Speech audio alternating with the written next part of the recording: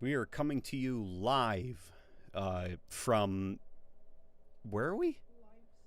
Liveston. And we are going to talk about Halo, the future of Halo. And yeah, it's good to be back in the saddle after a little break for the holidays. So we will sit here, we will chill, we will relax, wait for people to start rolling in. And then, in the meantime, how are you guys all doing? It is good to be back. All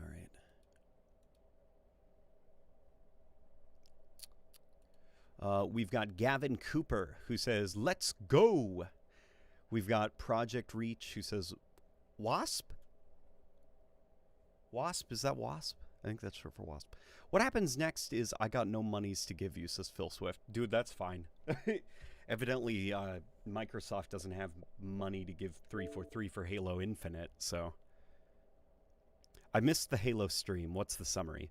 So, okay, the summary is basically that Halo Infinite is going to be winding down its production.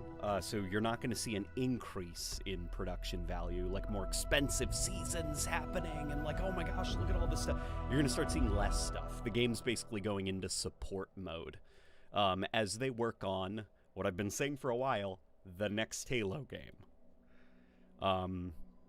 So yeah, basically Halo Infinite is in the exact same spot Halo 5 was in after the, I want to say it was the Warzone Firefight update. If you guys remember, after that came out, support really slowed down, and it basically just became like quality of life improvements. They stopped adding like new substantive,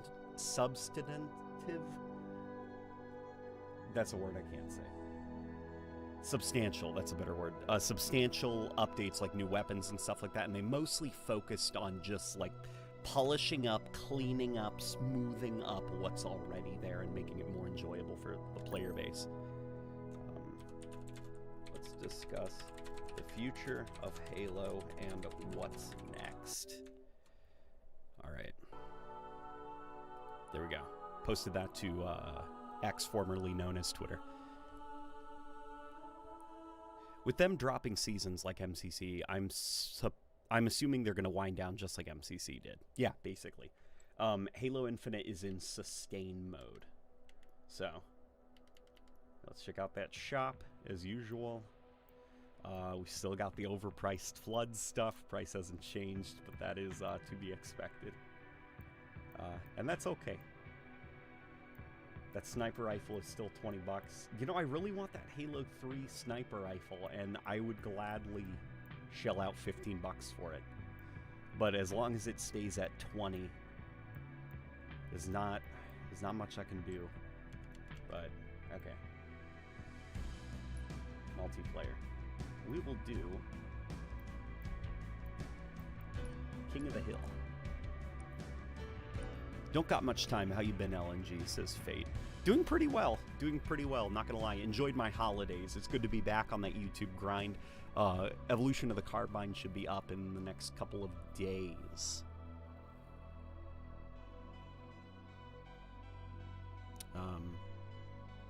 Okay, so will we ever get a UI update that makes the experience a finally fun time? I always spend like 15 to 30 minutes in the menu alone waiting for it to load. We probably won't see much in the way of like major systems overhauls, I would say. Halo 5 Mythic Firefight tonight. I'll play Halo Infinite Firefight if that's okay. We need you in the writer's room for the next Halo. Oh gosh. I feel like some of the ideas I'd have would be preposterously dumb for the next Halo game. Firefight. What I would love to do, though, is direct a cutscene, a Halo cutscene. That would be a lot of fun.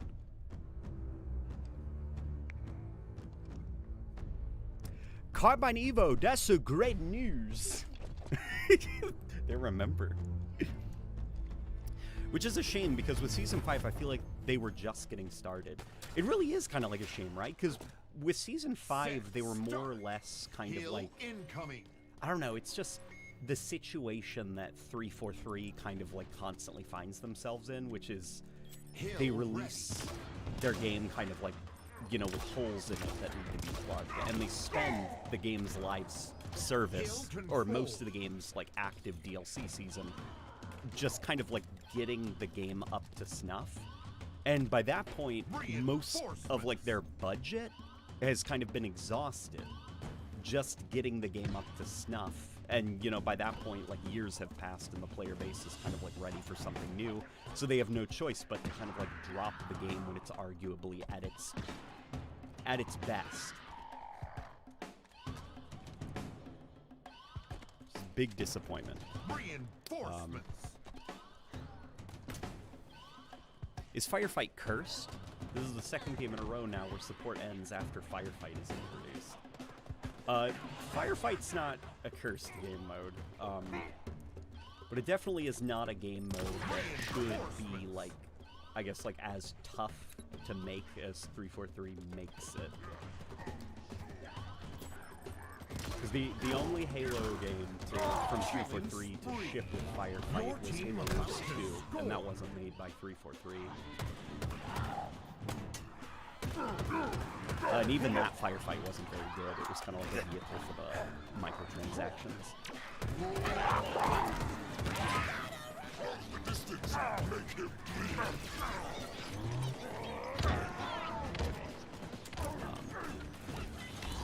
I don't get why they keep talking about seasonality, and when they get to it, they cut it off. So they don't... I understand. I saw a lot of people talking about, like, you know, what's his name? I forgot his name. It's not Chris. No, Chris Lee was the previous director. Crap, what's that guy's name? Your team scored. Billy. Billy's quotes about reaching seasonality, I think there's a reason that he mentioned seasonality maybe once and then never again. Never used that term again, because I think the community kind of roasted him, raked him across the coals for that. Because it's just like, basically what he was saying was like, we hope that we can build up enough momentum so that we can reach seasonality. And people were like, why do you have to like build up momentum to update your game? Like, why is this a struggle? You know, and after that, he never said seasonality again. So I'd imagine that that idea was long abandoned internally before, you know, the community kind of picked up. Hey, QAlter just gifted 5 late night memberships. We've got JXGR. We've got Poyo, which is the wife.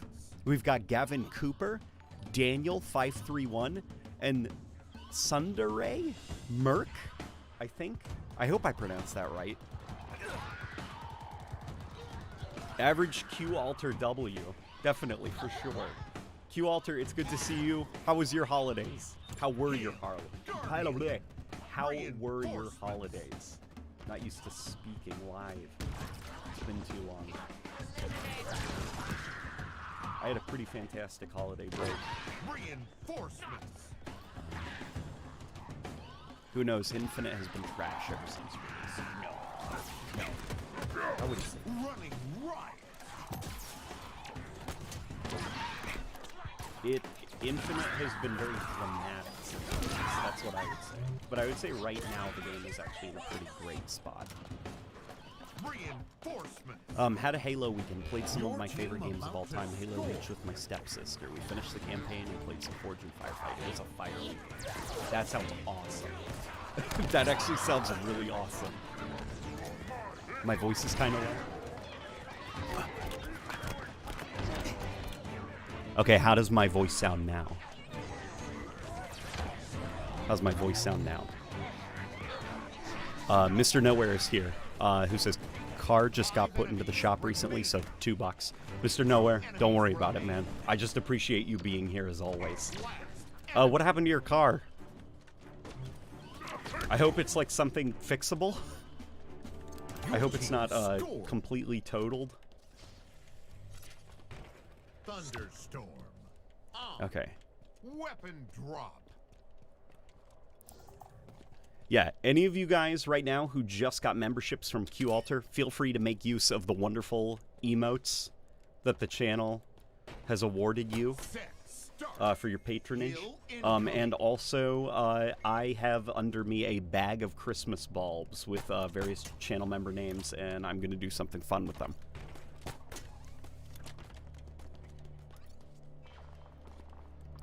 Frozen Fire says, I ate the car, which I have a hard time believing.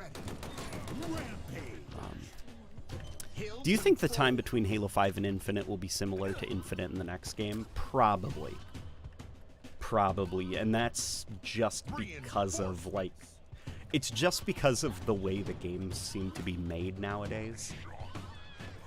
Like, games are getting to the point now where they take so much time to create that you've got, like, studios that are almost starting to, like, leapfrog console generations. Because their games are, like, taking so long to create. And it is definitely getting kind of like, you know, when's the bubble gonna burst, I guess? Which is like these studios, they spend so much time creating their games that by the time it comes out, the cost that actually went into like running the studio during the game's production, it almost makes the game, you can't make back the budget without making it this like gigantic, crazy, microtransaction-driven live service game. Because, like, a traditional type of, like, you know, single-player game or whatever, that's, like, very risky now. If you want to make one with a crazy high, like, level of production value. I think of, like, the scale of, like, Naughty Dog or something. I mean, Naughty Dog can sort of get away with it, sort of, just because they are, you know, PlayStation. But if you look at, like, things like, kind of like the Insomniac leak recently that happened, and you can actually look at, like, the financials and what goes into making, like, single-player AAA games. Nowadays, it's like a lot of money. A lot of money. Your team about to score. Double kill.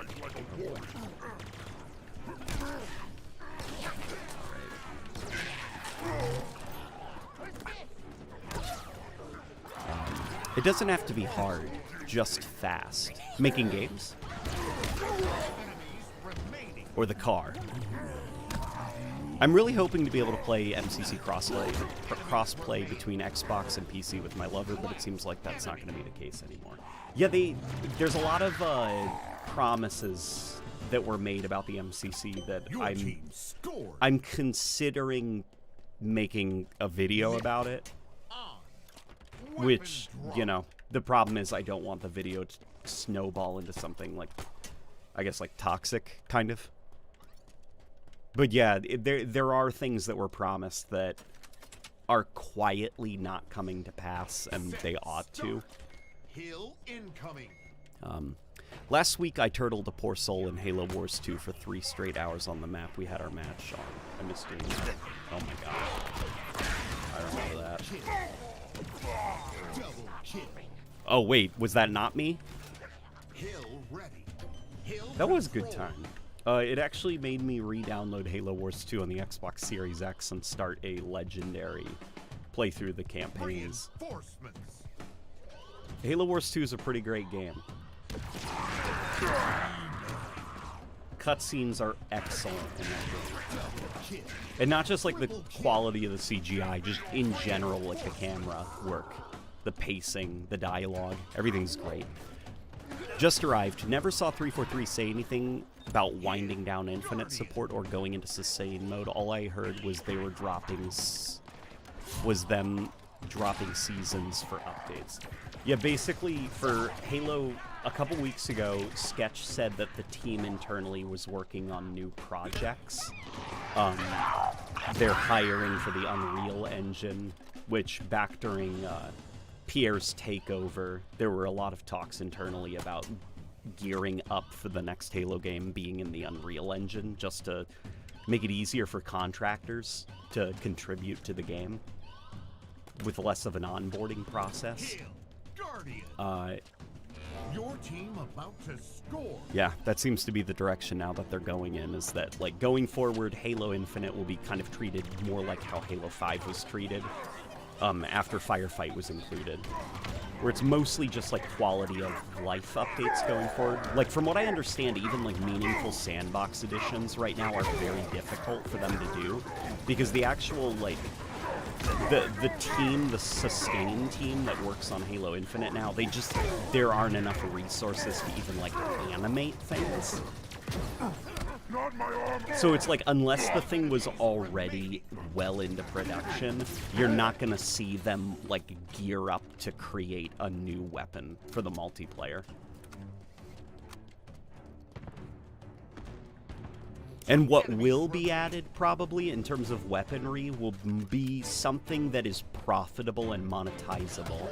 So it'll be something like that new assault rifle model. Like, rather than get a combat evolved assault rifle with 60 rounds that you can spawn in custom games, you're just gonna get it as a skin for 20 bucks. Because at least then they could justify the cost of making it. Versus if it's a sandbox edition, where the game is already kind of like, you know, starving for money behind the scenes.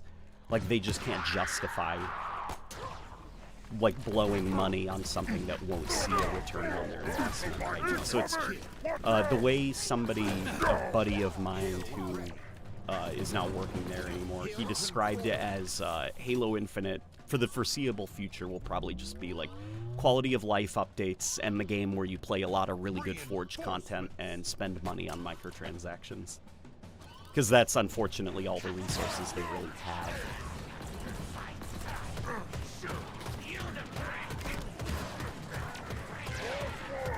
Which sucks, but...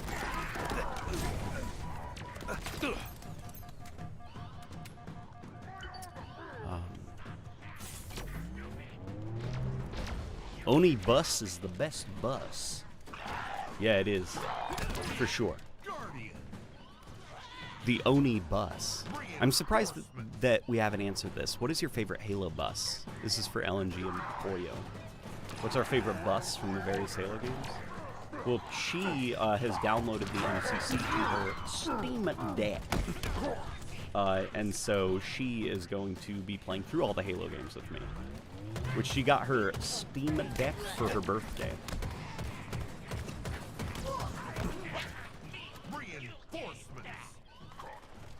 So next time Rebecca feels like playing with us, if you guys get a chance to see her Steam profile, if anybody wants to gift her games to get her into that Steam ecosystem.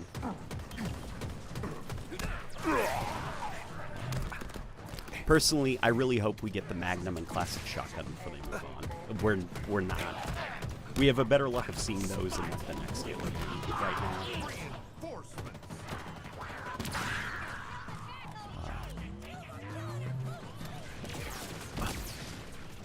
Love me the sidekick, but I still miss it. Yeah, the sidekick's not, like, terrible. I guess it helps that the sidekick is technically, like... The sidekick looks good, and it is technically its own gun, you know? It's not kind of like Halo 5, where it's just this is what the Magnum looks like now for some reason.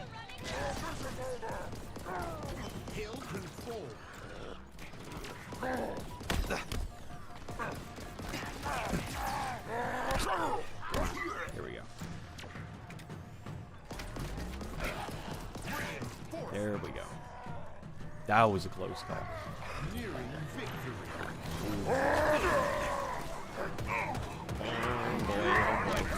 Yep, there we go.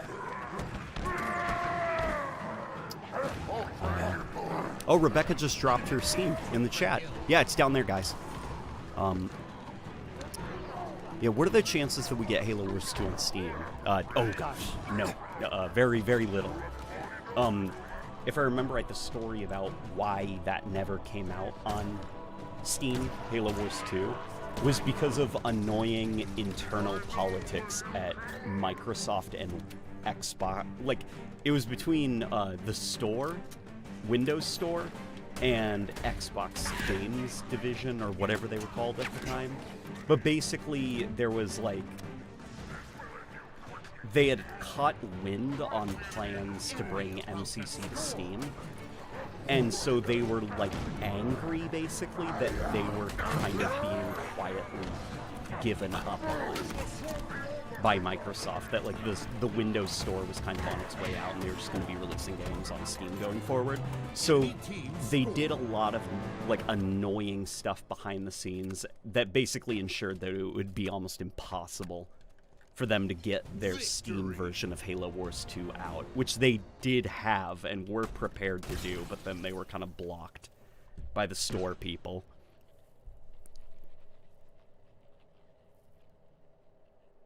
Yeah, so. The sidekick is just the UNSC budget cuts after the Human Covenant War. 50 caliber semi-armor piercing high explosive handgun rounds are expensive. Well, interestingly, the sidekick, if I remember right, it's not even UNSC. It's like some outer colonies weapon manufacturer that created it. So that's why it kind of looks unusual, I guess, like as a Halo sidearm. It doesn't have like kind of like the characteristics, the traits that you usually see in the various Halo Magnum models, even ones that look a little bit kind of like off, like the Halo 5 one. And the same goes for the Commando as well. The reason the Commando looks so odd is because it's technically not Mizraya Armory.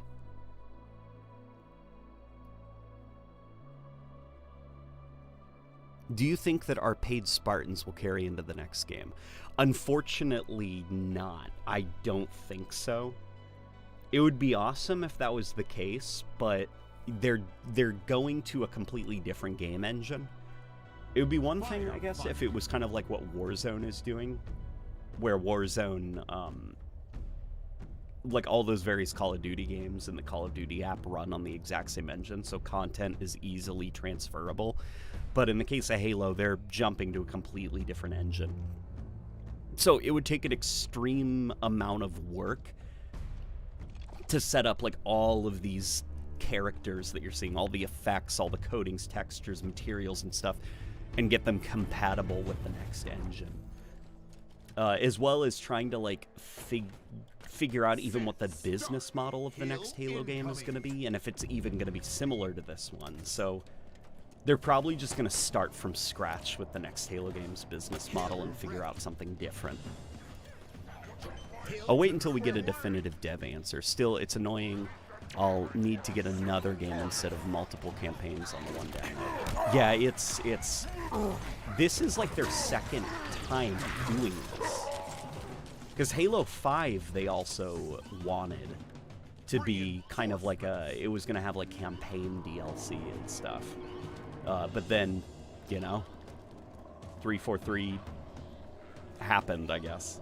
And so those plans were dropped, and then they kind of like goofed off during the wilderness years, where they goofed off making prototypes for the next game until they settled on the idea for Halo Infinite.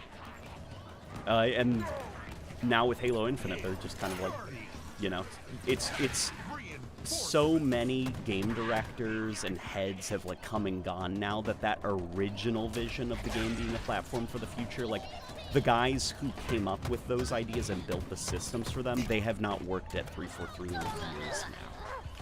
So it's like completely different studio priorities for the future of the Halo franchise.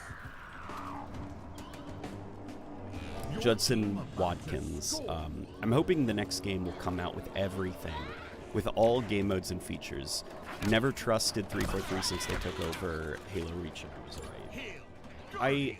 I can only assume that like the next Halo game will be more organized as a production than like Halo Infinite. Like, and they probably will they'll be in a bit of like the hot seat, you know, by Microsoft and Xbox. So they'll have like no choice but to kind of like hurry things up and not kind of like dick around in pre-production. I don't know. I guess I'm optimistic about the production schedule of the next Halo game. I still think it's going to be quite... I see people saying, like, next year a new Halo game is going to come out. And it's like, oh, my sweet, naive little truffle. Like, you're not going to see a Halo game until at least 2027.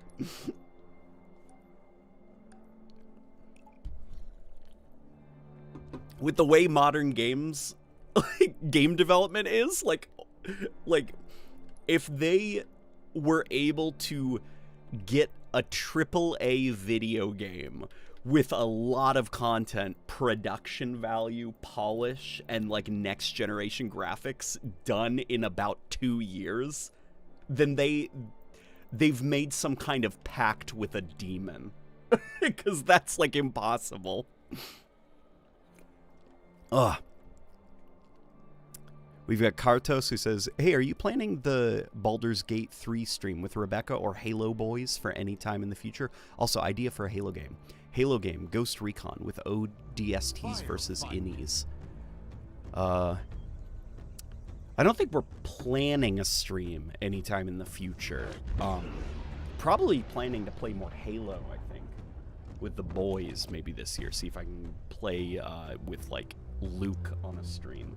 There's also, like, people in the Call of Duty community that, you know, are interested in Halo because they grew up on Halo. There's a Call of Duty YouTuber who's up and coming. Well, I guess not up and coming anymore. He's kind of established himself now. T-Dog Smitty, which he and I have been chatting back and forth for a while. We got to play Halo and Modern Warfare 3 at some point. But, yeah, that guy rocks, and he hustles for his videos.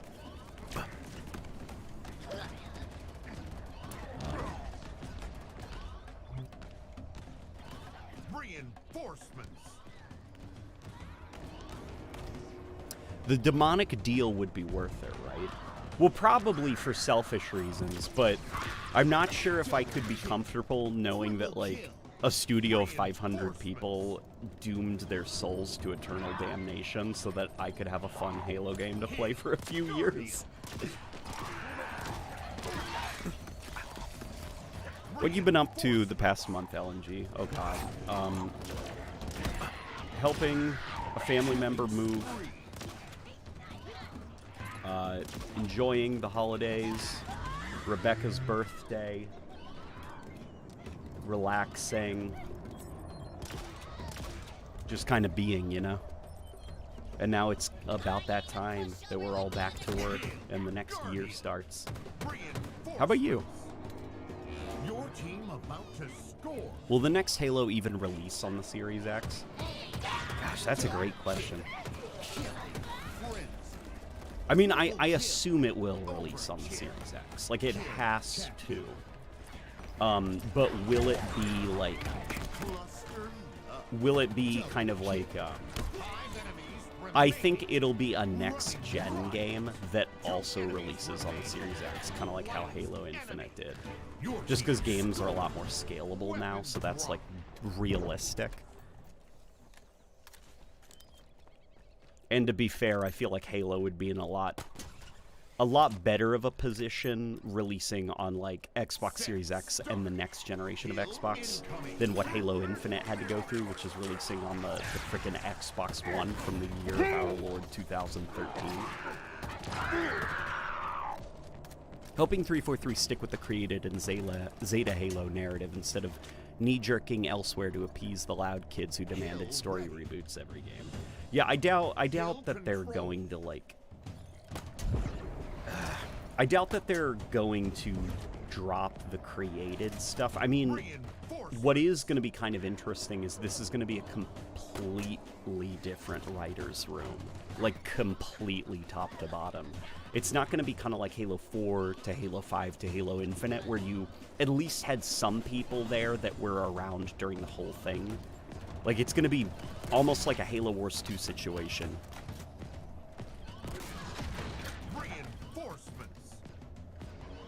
Where you've kind of got, like, a story done by mostly different people with kind of, like, the guidance of leadership, I guess. So the next story will feel very different as a 343 story.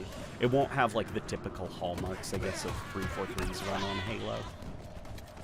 So that is something I am interested in, but I am curious to see what they're going to do then about the Endless, if, like, this new writers team is going to have any interest in the Endless, or... Your team about to score. If they even think that that's, like, a viable way to go, I guess, because unfortunately 343's run on Halo has kind of, like, yielded very little interest in narrative content from most people.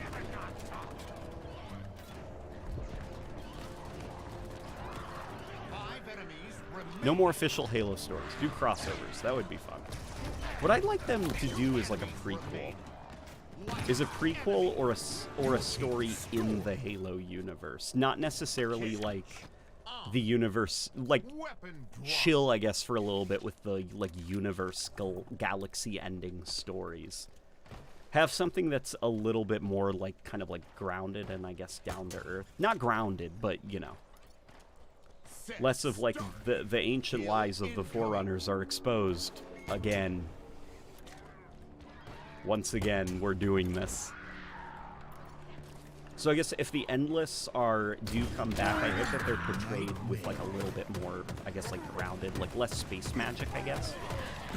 That way there can be, like, war happening with it, you know, and it feels less of, like, warlocks like, where Chief has to go, like, punch a warlock in the face in a QTE at the end of the campaign, kind of like he had to do in, like, Halo 4 and Halo Infinite. Though you don't really kill the Harbinger with a QTE. You just kind of shoot her until she's dead. But hopefully my insane ramblings are making some sense, you know?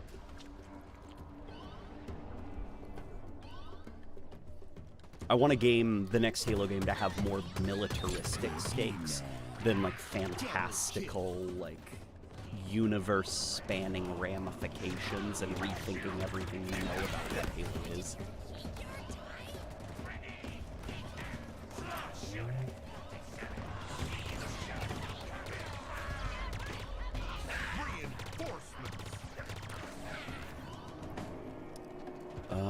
An Arbiter game would be sick. Dude, I've pitched an Arbiter game before that I would still love to see, which is, think, like, Jedi Fallen Order, but on Sanghelios, like ancient Sanghelios, when the Covenant have showed up. You can totally screw around with, like, the chronology a little bit if you want, because I know, like, technically the Elites were, like, almost like the first, or but, like, whatever. Listen, for fun, imagine ancient Sanghelios with the Covenant there, like, indoctrinating the Elites and appropriating them into the Covenant.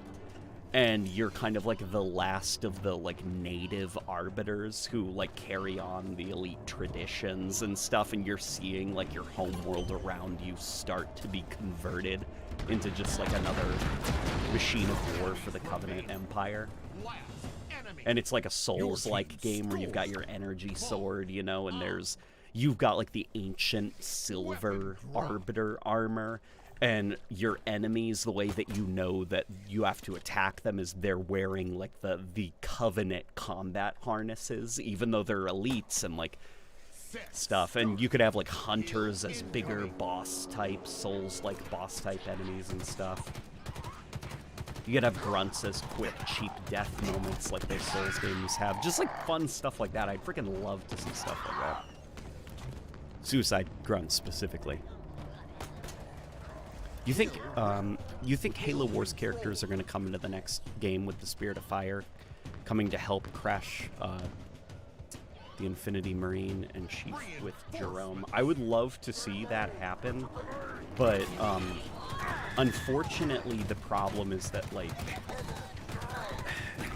I guess it would be kind of like a situation like The Marvels, you know, where the new Marvel movie, The Marvels, it's not doing too well, and most of its characters were introduced in media that not everybody consumed.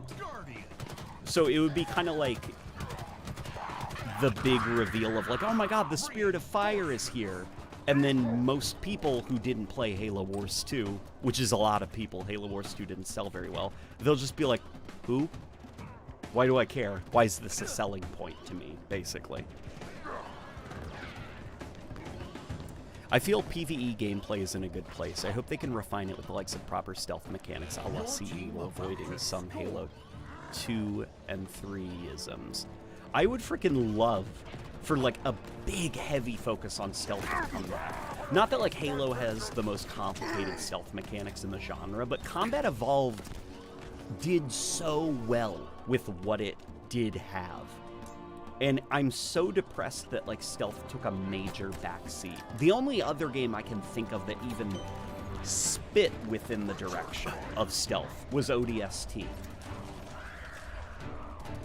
And maybe parts of Halo 5. Parts of Halo 5. Because the issue there is you have your AI teammates like stomping around and running around, which immediately breaks any illusion of stealth. Yeah, it was like basically Combat Evolved in ODST. So I'd freaking love if like they bring back stealth. They bring back like collectible power-ups. Because I don't really like the pocket power-ups in the multiplayer, like you able to basically keep overshields in your pocket.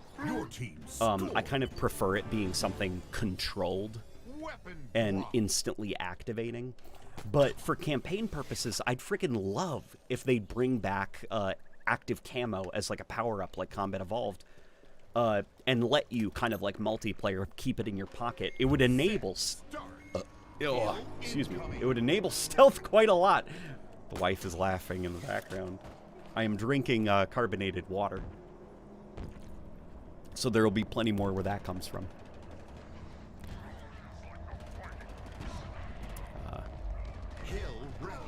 Halo has been missing Lord Hood. Well, the reason it's missing Lord Hood is probably because Lord Hood is played by Hollywood actor Hellboy. What's his name? I'm blanking on his name.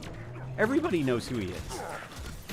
Oh my god, I can't believe I'm blanking on his name. This is embarrassing and awful. Ron Perlman. Ron Perlman. So in order to have Lord Hood, you have to pay a lot of money to get Ron Perlman into your studio.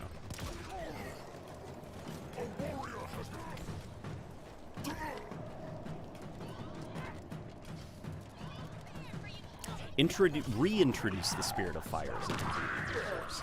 See, that is definitely a way to do it.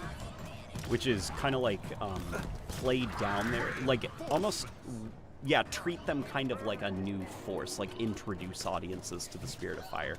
For those of us who know, we know. But for general people, it would be like a great entry point into, like, here's a new cast of characters. And in general, I actually think the Spirit of Fire has enough strong characters on board that they'd be awesome as secondary characters, like Professor Anders, Captain Cutter. It would be awesome to have, like, you know, and then hell, you know, keep Lasky around, throw him in as well. And rather than the Infinity have kind of like the Spirit of Fire be built up into humanity's next flagship, I'm still of the opinion that it would be badass if the Banished took the Spirit of Fire, or not the Spirit of Fire, the Infinity, and the Infinity is now almost like a Atriox's flagship. And it's just like this corrupted, banished version of the Infinity. That would be freaking awesome. Well, that's just me. Yeah, buddy.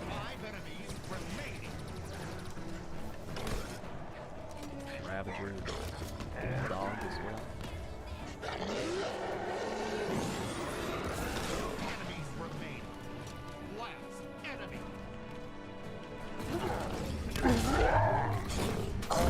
Team scored. Perfection. Perfection. Right. Victory. Not even ODST, since enemies still had that 2 in Halo 3 mechanic where alerting one enemy woke up everyone. That and silenced guns still had audible bullet impacts. Yeah, that's true. Like, even ODST wasn't, like, perfect, I guess. Because, yeah, in Halo Combat Evolved, if you woke up an enemy, like a grunt that was sleeping, everybody else gets alerted once a gunshot goes off. So, like, if the grunt is just, like, running around and panicking, if you're fast enough, you can actually put that grunt down with melee attacks before he wakes up his buddies. So it just made for, like, really fun situations where you're kind of like, crap, crap, crap, like the grunt woke up and he's trying to run over to his buddies to alert everybody. Hood's voice was in Infinite, was it? Was that not Perlman? No, Lord Hood's voice was not in Halo Infinite. That was Captain Key's voice you're thinking of, and that was Pete Stacker, I think is the gentleman's name who voiced him. Palmer should come back, same with Spartan Thorn. 343 introduces decent characters and then scraps them because they were not able to sell them well. To be honest, like, you don't want overload. You don't want Halo to kind of become like this series where well, basically like Halo 5, where there were 8 main characters. And that's not counting the side characters like Halsey and Lasky and Palmer and Arbiter and stuff. So you need a limited amount of characters for like the story to be coherent. And I do think at that point you decide who are you going to cut. Like, are you going to include Spartan Thorn, the character from that one side game mode in Halo 4, a game that released in 2012? Probably not, because nobody's going to know who that is. And Palmer, honestly, I think that Halo is a franchise that will be just fine if Palmer kind of like never shows up again. Kind of like Locke. You know, Halo's success is not contingent on if Palmer and Locke are characters in the next Halo game. As evident by Halo Infinite, which went down pretty well narratively for most general gamers, even though it included like nobody from Halo 4 and 5.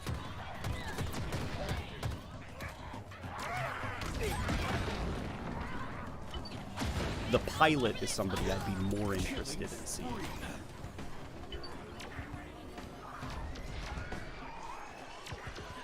Captain Crunch.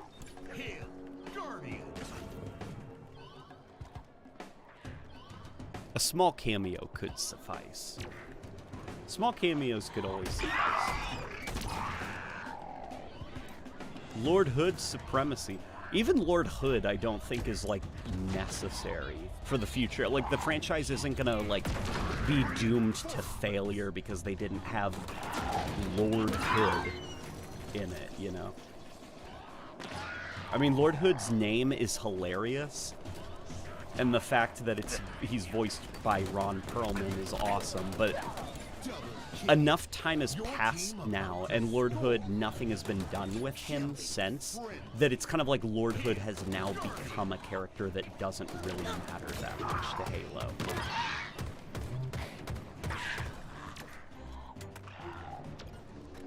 LNG, what are your expectations for Halo Epitaph? I expect it to be good, like really, really good. I assume it'll probably provide the Didact with a pretty solid resolution. I assume that we'll probably get some other minor plot things resolved. We'll probably get some tie-ins to Halo Infinite. Overall, I expect a good book out of that.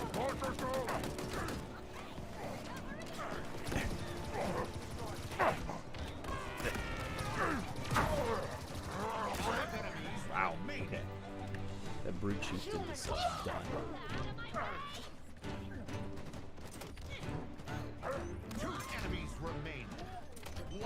How is Lord Hood still alive? Isn't he super old? Well, I assume...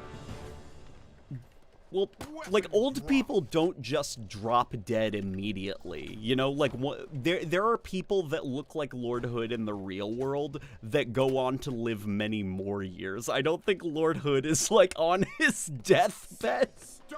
He was able to hand out medals, like, and, like, walk around and, like, command ships. Like, he seems cognizant.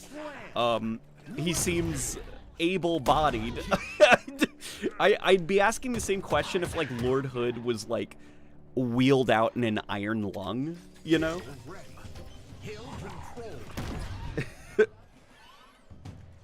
Oh my gosh.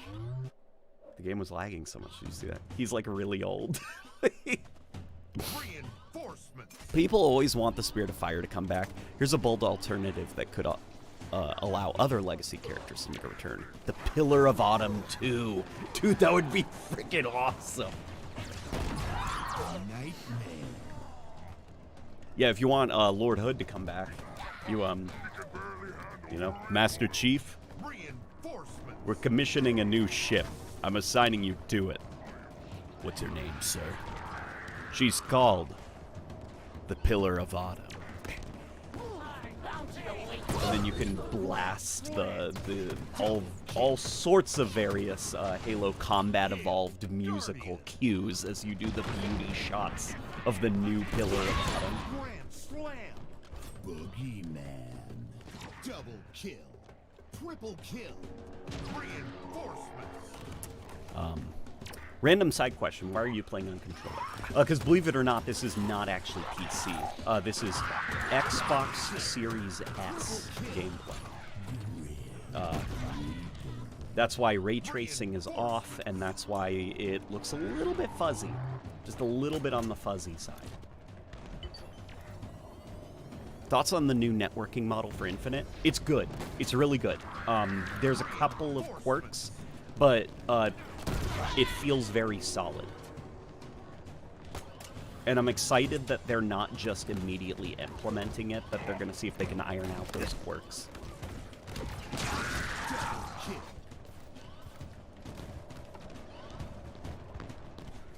Your team about to score.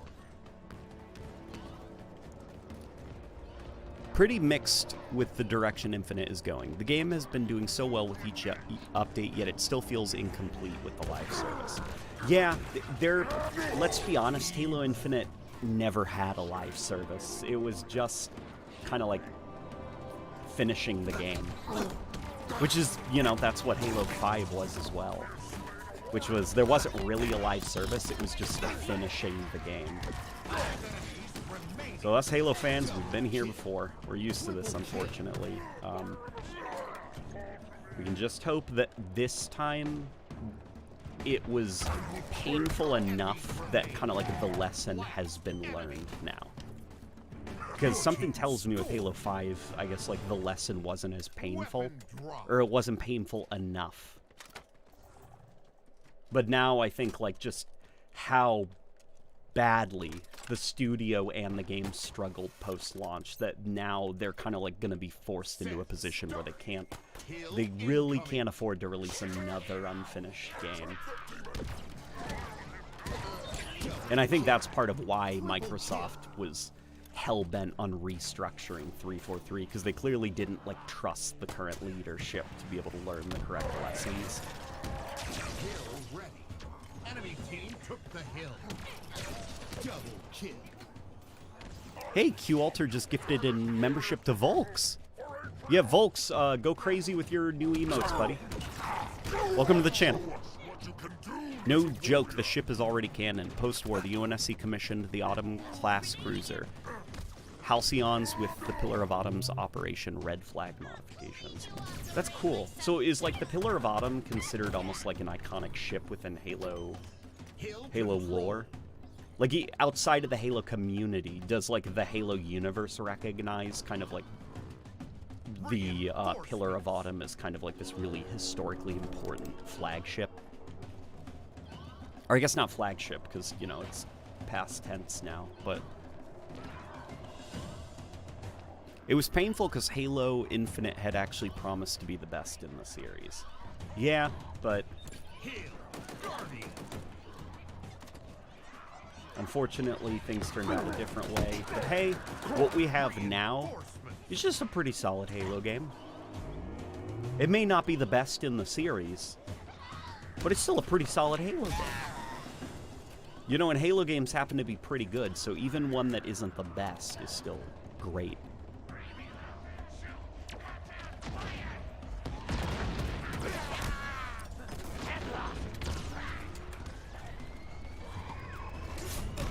Imagine the Halo announcer in Splatoon 3. Splatfest.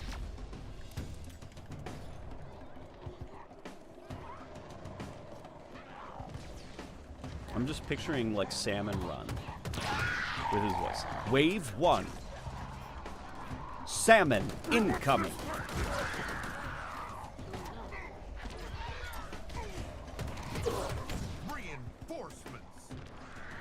Double splat, triple splat, splatting spree.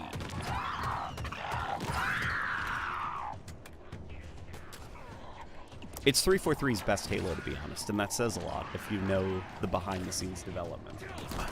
Yeah, Halo Infinite is probably my favorite game from 343. I don't think it's their most polished. I still think, unfortunately, their most polished one was Halo 4.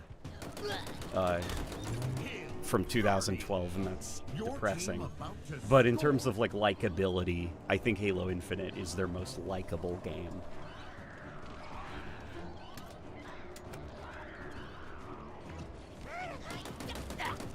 Just the advancements of Forge, the sound design, the art direction, the music. It's good. Even the multiplayer.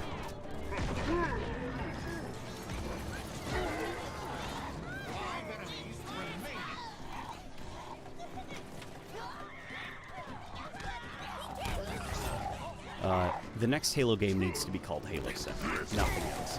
Well, if that was the case, you'd get people asking where was Halo 6. Your team scored.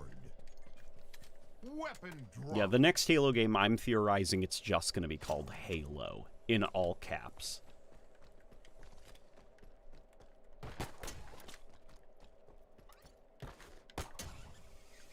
Set. Start. Hill incoming.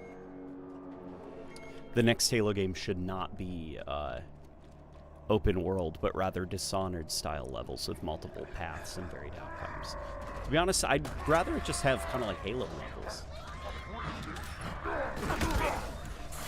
Like I'm thinking take some of like Halo's most iconic levels and think about how you can expand that and make the level bigger with modern production values and like modern technology.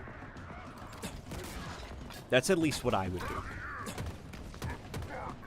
Oh.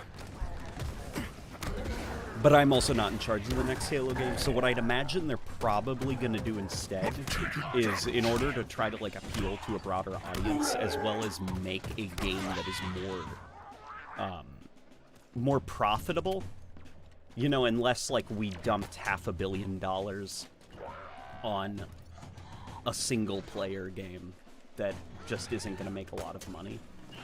I'd imagine they're going to try to find a way to incorporate multiplayer aspects of the game and socialization into the campaign stuff, which isn't what everyone wants to hear.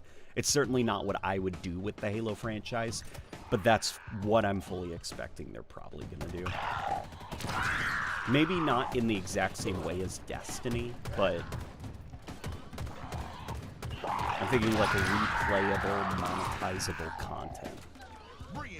And updating the story with live servicey stuff, and those live servicey events being kind of designed to push you into engaging with the store aspects of the...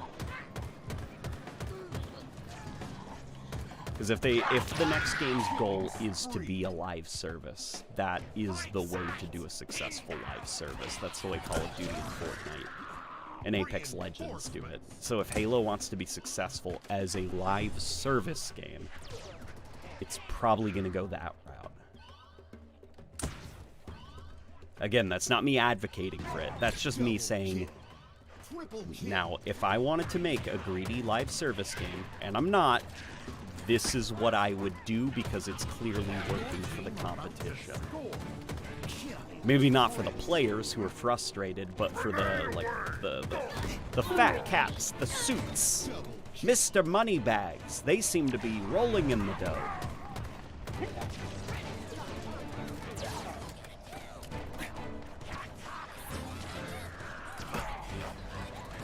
I don't know if the broader audience will be a focus for things. Well, it'll have to be if the budget is big.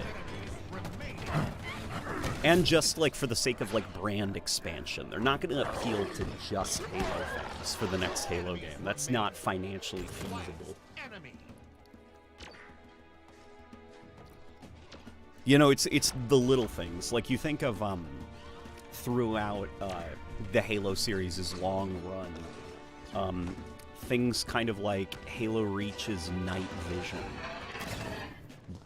Halo Reach's night vision, Halo Reach introducing sprint. Even though it was an armor ability, it was still a sprinting mechanic. Like, at the time, Call of Duty was the most popular thing in the world. So it was kind of like trying to court the franchise, you know, trying to say, like, hey guys, come on, we got a little bit of that Modern Warfare here as well. And then Halo 4 went full-on crazy. Like, sprint's now an ability everybody has. We introduced flinch. We've also got loadouts. You guys like loadouts, right? Hey, we got Sleight of Hand as a perk. Halo 5, we brought in aiming down the sights. We got a sliding mechanic now. We got this Warzone mode where you can stick red dot sights on your assault rifle. Halo has been doing this for a very long time, trying to basically appeal to a broader audience. And I don't expect them to stop. No pre- or post-game lobbies? Yeah, it's way less social. For Halo Infinite or for the next game? I expect the next game will probably have a lobby system back.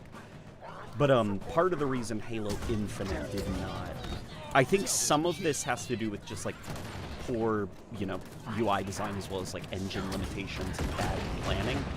But the major reason was actually for speed, optimizing the game basically for streamers, like to make the game more interesting looking. Because the idea is if a person, you know, if a person clicks on a stream, you've probably got about 15 seconds to grab their attention, or they're gone. Probably less than 15 seconds, to be honest.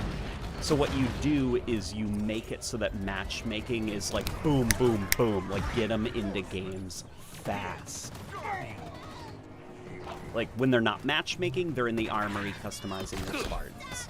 And then they hit find a game and there's no pre-game lobby or anything like that. No map voting, just stick them into the action as soon as possible. Rampage. Double kill.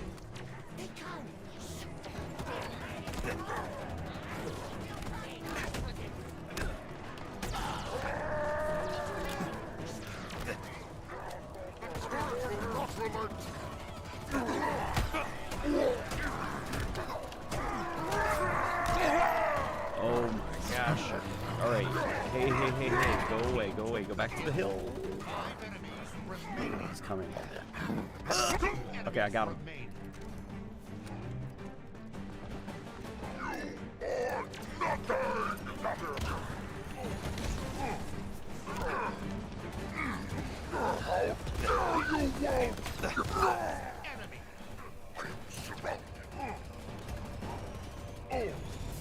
Okay. Sorry, I was in the zone there for a second. There we go. We got him. Alright. Things are good. The next Halo should be called Rectangle, and it's about Chief's discovery that the Endless build their own super weapons, and they are giant rectangles that are exactly like Halo rings, but are rectangles. That would be pretty good. Find the rectangle. Win the war. Do you think we might get a teaser for the next Halo game?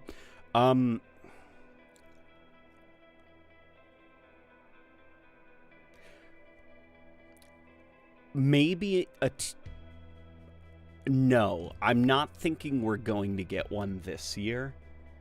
But if we did get a teaser, it would be in the same vein as the Halo Infinite announcement or the Halo 5 announcement from 2013, where it is the vaguest thing on planet Earth because in reality there isn't anything there yet.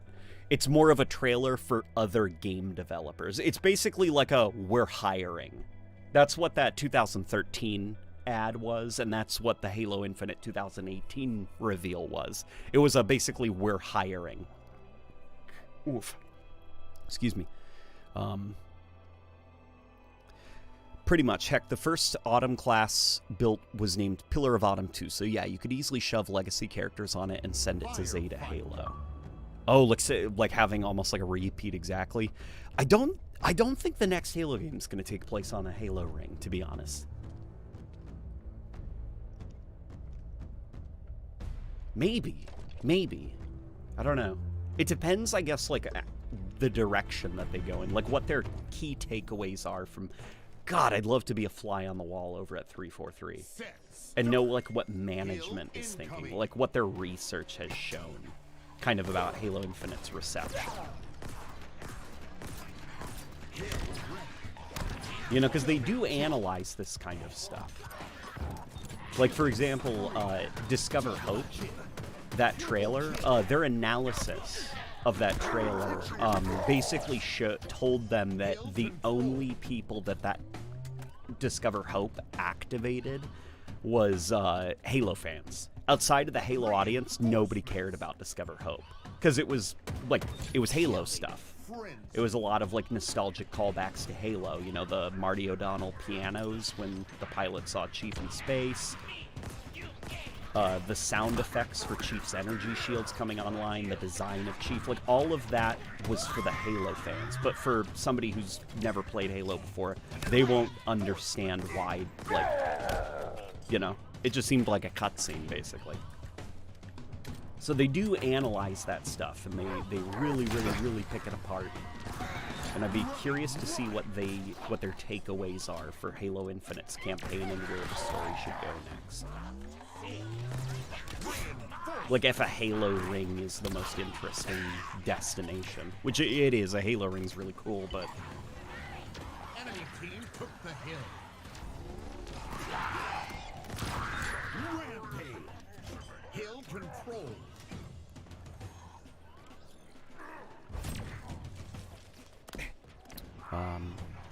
Reinforcements. Run fast. there we go.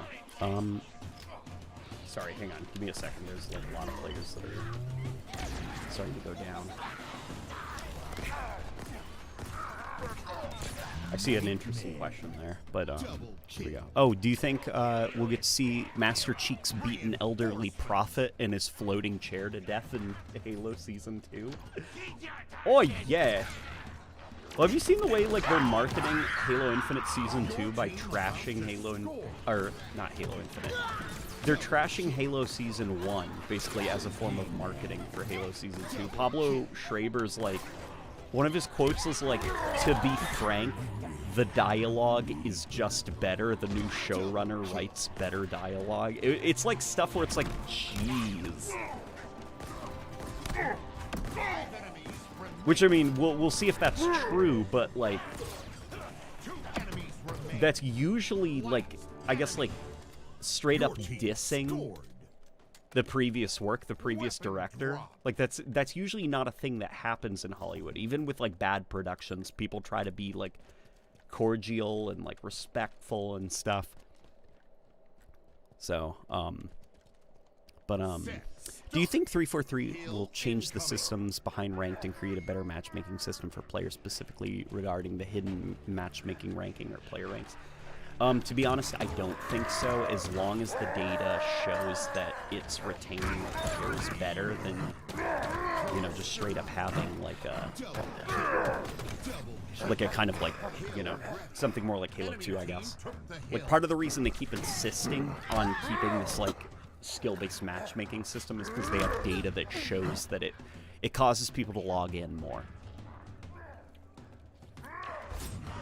So as long as people keep playing the game and their data shows that the game is actually doing well with this system, they're going to keep it. Defeat.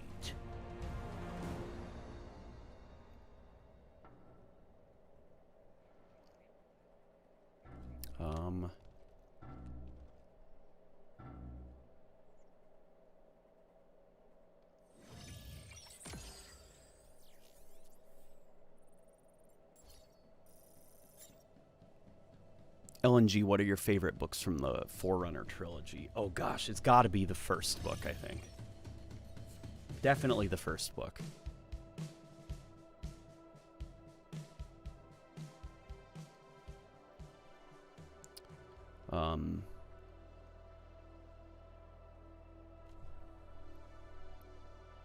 Let me see some other stuff. Let me scroll up. I was trying to find that interesting comment, but I can't find it anymore. Oh, here it is. I think 343 always tries to make good and finished games. They just don't succeed because video game dev cycle shenanigans. Well, it's the way I understand it is it's at least the way 343 used to operate. Who knows with like this next game that they end up making. Basically, like they have a lot of clogs in their development pipeline. So the way, like, and it's not exclusive to 343. There's a lot of people who suffer from this. Like, Lord knows I even struggle with it with editing. Where it's like, in order to make a game, you have to do a variety of different things and then pull all those things together, whether it's writing, sandbox, animation, art, music, cutscenes, story, like, all the various things that go into making a game. And in order for the game to come out in a timely manner, it's got to be like clockwork. Like, everybody is doing exactly what they should be doing at a very specific time so that it can be passed off to the next team so that they can get to work on polishing it up. And everybody is doing their part and getting the content up to snuff so that it, like, the game is done. And that's only after kind of like prototyping periods where you try to figure out the direction for the game. And the problem with 343, or at least, the problem that kind of plagued them during Halo 4, 5, and definitely Infinite to a large degree was all the various departments were not operating as efficiently and quickly as they should be. So what would happen is one department would lag and stop, and then it would back up production. Everyone would kind of get like backed up. It would be like a giant car pile up, and then they ship their thing. And so now like audio is like, oh, we got to get up on our feet, blah, blah, blah. And then this other department now, they've actually sped up a lot. So now it's like one department is now overloaded with work, and it's just like nothing is, the timing is all wrong. And so it kind of ends up making the process of putting the game together a lot longer and a lot more stressful than it ought to be. And that's unfortunately the thing that 343 seems to struggle with quite a bit. And why kind of like their games always ship in very unfinished states. It's because like they understand kind of like how quickly they work and the various issues. So what they'll do is when it comes time to scope, they will scope way down because they know they won't be able to get something that is kind of like on par with like the Bungie Halo games for the launch at least. And then they can plan out post-launch support, which includes the missing features that they weren't able to get to. Weapon drop. I'd greatly prefer this alleged next game refines and expands upon an open world campaign instead of dropping it like a hot potato, as some have demanded. Set start. Hill Yeah, that incoming. probably for the sake of like iteration rather than innovation, so that you can just like get more content quicker, because you don't have to rebuild everything. I would hope that that's kind of the direction they're going to take, is the Halo Infinite open world, see how they can refine it, make it a little bit more focused, more content-rich, and more alive. Double kill. What are your reticle settings? Oh, well, Halo Infinite doesn't have reticle settings, unfortunately, so it's always centered crosshair. If I could, I'd lower the crosshair, but...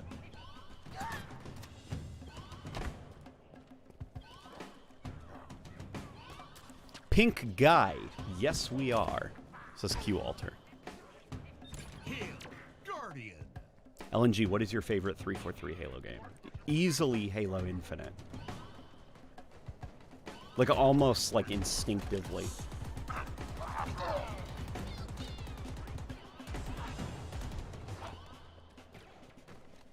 Reinforcements.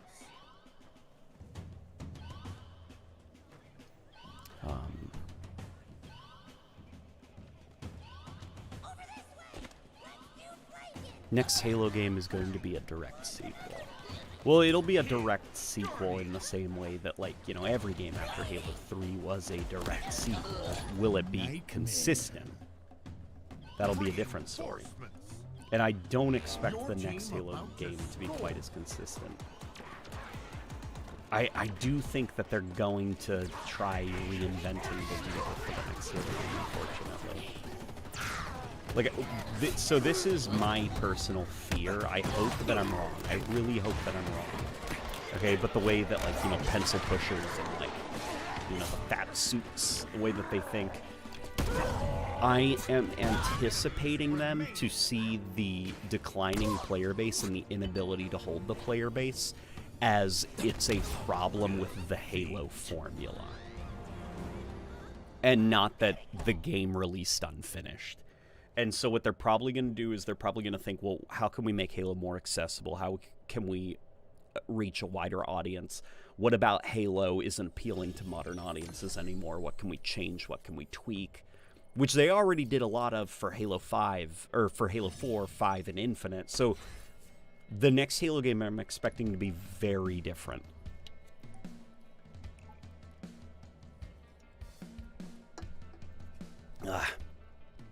The smart thing to do, in my opinion, would be to build off of what Halo Infinite has done. Iterate rather than innovate. So basically what Bungie did during the original trilogy. All of the player movement, do not touch a thing. Okay? Sprint speed, the way that the slide works, the way that the zooming works and everything. Like, we could argue to death, like, in my opinion, sliding and zooming or aiming down the sights, that has no place in Halo, but listen, just for the health of the next game, keep the gameplay exactly as is. And what you focus on as your sources, your points of, like, innovation and stuff is iterating the sandbox. So the next Halo game, more weapons, more variety of roles and stuff, better physics, better world simulation, like making the combat zone feel more alive. You know, the jump from Halo Combat Evolved to Halo 2. Where it's like Halo 2, you know, it was kind of like Combat of... I mean, we could argue, you know, there are a lot of differences, but on a surface level, Halo 2 is not that different from Combat Evolved. Except for one key area, which is sandbox ragdolls. Like, ragdolls physics simulation, like things are being thrown around the environment. That's not something that was in Combat Evolved. And that's the kind of innovation I want to see for the next Halo game. Keep the gameplay exactly the same, start to innovate on the world around the player.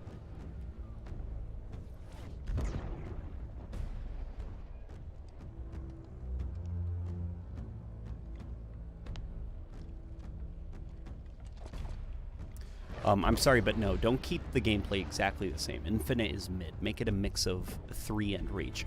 Oh, I would love that as well. I'd love a mixture of 3 and Reach's, like, physics and kind of, like, player feel. But just so that we can get things moving.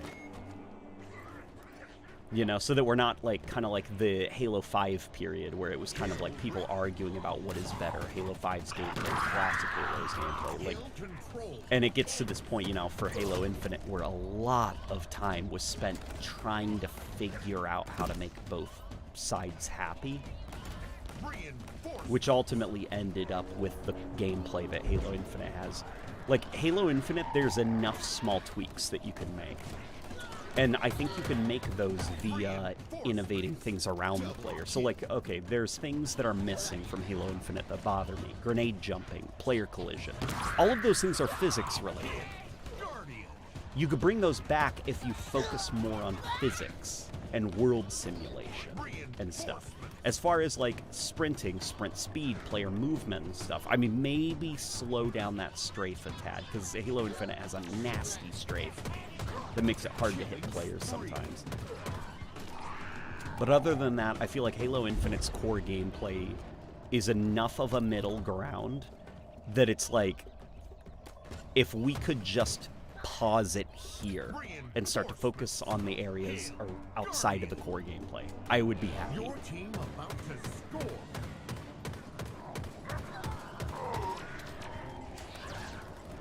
Halo 2 had more refined graphics. Well, interestingly, Halo 2, the graphics weren't quite refined. They were quite unfinished, actually. Like, because a lot of those character models in Halo 2 were built for a lighting engine that had to be cut, the Stencil Shadow engine. Or not Stencil Shadow engine, that wasn't the name of it, but... So it's interesting when you look at, like, the Halo 2 Elite in the final game versus how it looked pre-release. It's like, oh, holy crap, yeah, the model almost looks unfinished because it was designed to be looked at with a specific type of shading. But I get what you mean in that there was more character detail. Set, start. Hill incoming.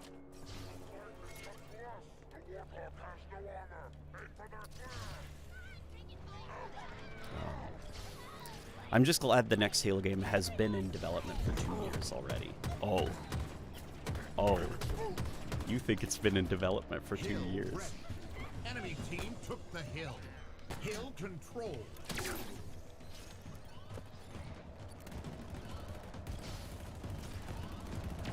Does 343 still have the people who built their engine on board? Like the Slipspace engine? No. No, a lot of those people are gone. They're long gone. If I remember right, part of the reason Joe Staten tried bringing Paul Bertone, I think that was his name, from Bungie over was because he was hoping he would be able to kind of like get the Slipspace engine working, like being able to like kind of see what it is that's broken under the hood and kind of get it working right, as well as prepare the Unreal Engine for the next Halo game to make it feel, you know, suitably Halo-y, but he's not at 343 anymore.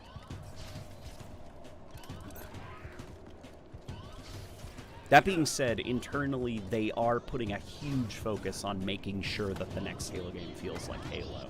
Like, they are taking it seriously. That friend of mine that I told you, who isn't at 343 anymore,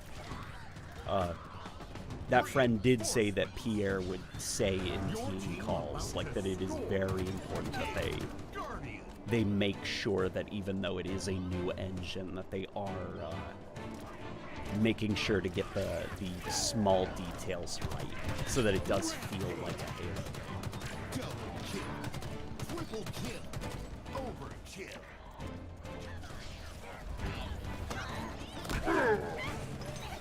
Why isn't the energy sword a one-hit kill on Hades? Well, the way the energy sword traditionally works in Halo is that it's not a one-hit kill on elites, regardless of their rank. It's a one-hit kill for, like, minors and stuff. But for, like, higher-ranking enemies, you need a couple more swings to really take down their shields.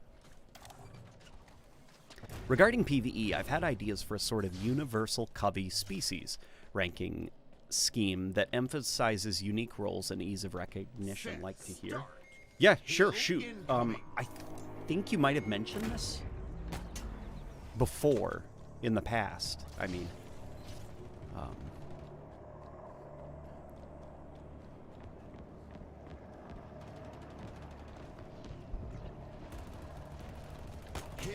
Yeah, my friend was speculating on it because of the issues he saw and how long it would take to address certain issues, making him think that there are issues with the engine that people don't properly fix because portions of the established work are not being understood.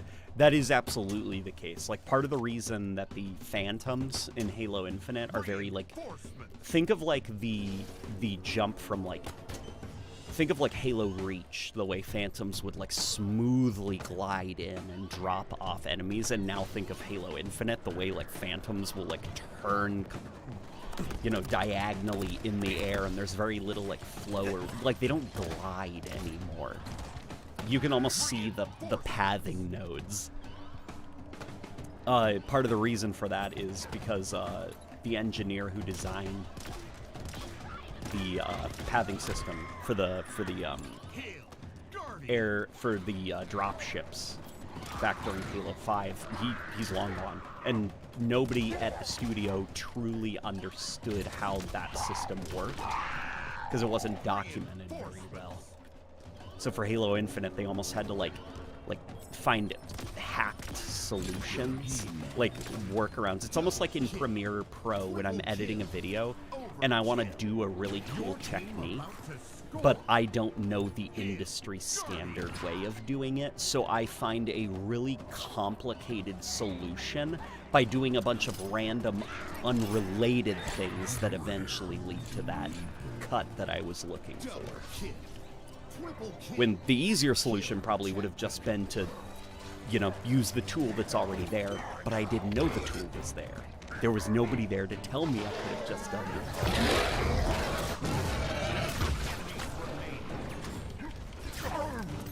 We're under fire!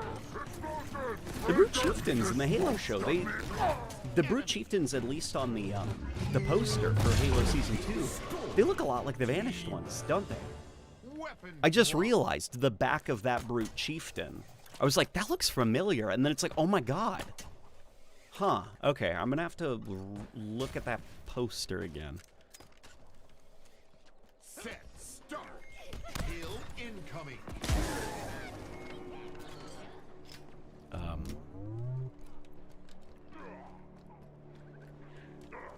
It's still insane to me seeing Halo straying away from its original engine. So much of the franchise's identity is tied to the physics. Yeah, the next Halo is going to feel very weird in the Unreal Engine. I mean, it is going to be weird seeing like a Halo game since Reach that actually has like motion blur again. Because it's been over a decade now since Halo has had like some of those more advanced post-processing effects. And even Reach's motion blur isn't like true motion blur. It's like a kind of clever, hacked-together solution to kind of make it think that the game is motion blur. It's hard to explain. But, so is Microsoft too involved or not involved enough in their first-party game? From what I've heard, they're not involved enough. There is a little bit too much autonomy. And part of the reason is because during the 360 era, Microsoft was known for being like, you know, hell to work for because of how little autonomy their various studios had. So for the Xbox One generation, they made a conscious effort to kind of pull back and let studios do their own thing. But what that led to is a lot of kind of like, you know, if you give an artist all the time in the world and tell them just paint. It's okay. You have as much time as you need. They'll never get anything done. They'll never get anything done for you. So there does need to be a certain amount of pressure. And so usually what happens like with Xbox games is so much time will be spent on like just kind of like prototyping and trying to figure it out, you know, and by the time years have passed and Microsoft's like, all right, guys, you know, knocking on the door, so what do you have for us? And it's kind of like, crap, and then they have to rush to get something out the door. I heard that the new Hellblade went through something very similar to that. That's why there's been, like, no really little footage or coverage of it over the years, and now it's like, hey, it's here, it's really short, and it'll be coming out soon. Okay, bye. Set, start! Hill incoming! If I have, I've certainly refined it since then. In general, the system bears closest to Combat Evolves. No extraneous sub-ranks, clear lines of progression, etc. So, like, extraneous sub-ranks, what do you mean by that? Do you mean, like, kind of like, do you mean, like, minor brute miners can't berserk because there's already a berserker class? Like, something kind of like that?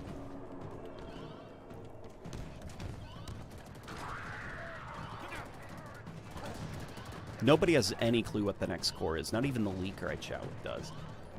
Well, there was an Oni drone that was planned at one point, but that was part of like Joe Staten's ideas for the live service multiplayer. Like I assume you guys have seen the cutscenes. The way it was explained to me was that Oni shows up, shuts down the Eratus problem, and it introduces for that season kind of like a lot of Oni tech and like would have been very Oni themed, and on top of that they would have delivered to players an Oni drone as a new Spartan core. So outside of the Halo Wars Spartan, there was going to be an Oni drone, but honestly I doubt that thing's coming.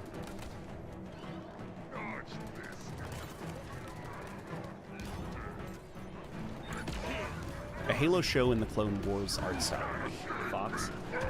I'd like to see a Halo show, like, animated.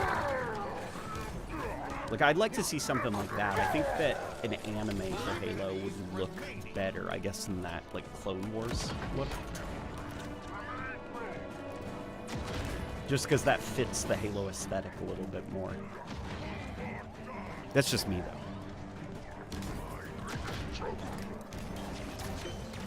Enemies remain. That is believed to be evolved into the Chimera Core. That's, the Chimera Core was already a thing.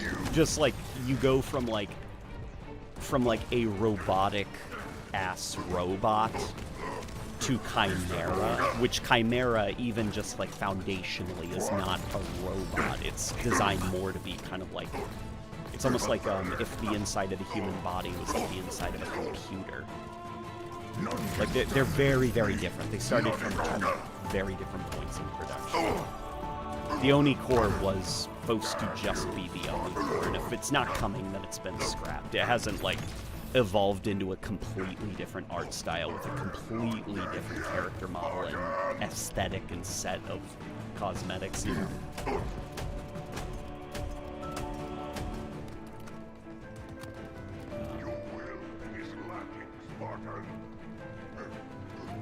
Not quite. Think of Halo 3, where almost every brute rank had minor or major or ultra sub-ranks. None of that here. Each species has 8 ranks, no more, no less. Gotcha, okay. Interesting. Okay. Trying to think of how you could have that many ranks. Like, for a grunt, at least. I'm not sure, like, I mean, I guess you could do, like, a lot in terms of, like, combat encounters, because you'd have 8 different character archetypes that you could choose from. But I almost wonder, like, would 8 for every single... Would you eventually, inevitably run into a problem where it's like 2 ranks are doing the same thing, it's just different species?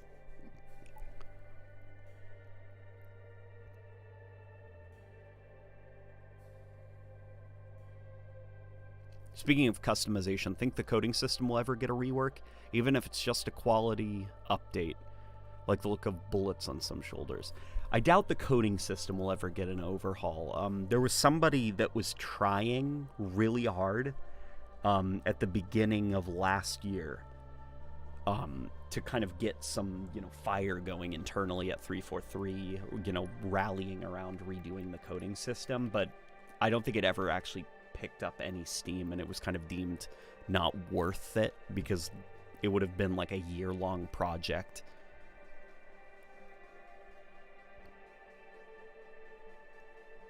I heard the Flood was supposed to be an infinite. Is that true?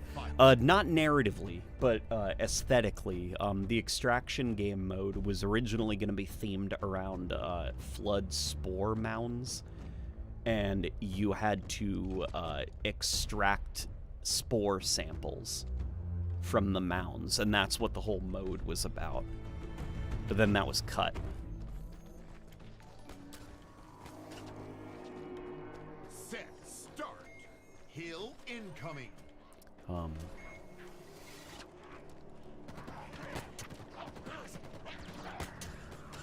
ready. Hill control. Let me see what else we got.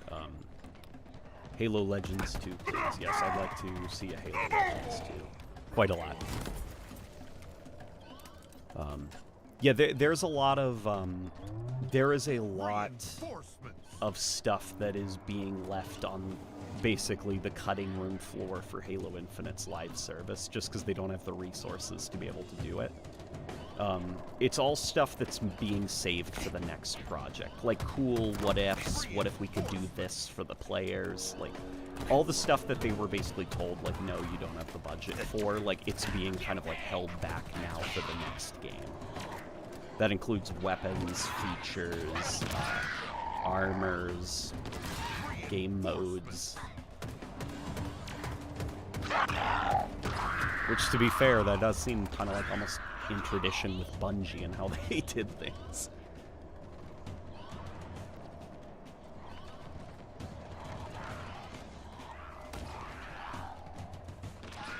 Have you seen the Swolfington Project Blam build? He shows how good slash similar Halo could feel and look in the Unreal Engine. I think he's doing it all by himself, and I think it looks really great. I have not seen Your that. team about to score. I will check that out. Can you send me a link, whether it's on Twitter or Discord? Those ranks are divided into 3 categories: infantry, minor, major, ultra, specialists, 3 gimmick and unique ranks, and officers. Gotcha. Okay. Okay, I see. Okay, interesting.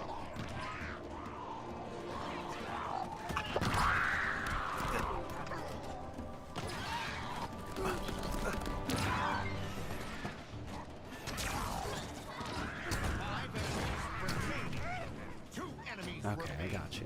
Flood isn't fun to fight. I totally disagree with that. Are people saying the Flood isn't fun to fight? Killing spree. Your team. The Flood is scored. fun to fight. I think Combat Evolved and Halo 3 probably had the best interpretations of the Flood. Halo 2's, I think Halo 2 mostly just suffered from like a problem of feedback on hitting an enemy. It didn't feel quite as good, so like you're like peppering a Flood and you don't really get the sense that you're shredding it up.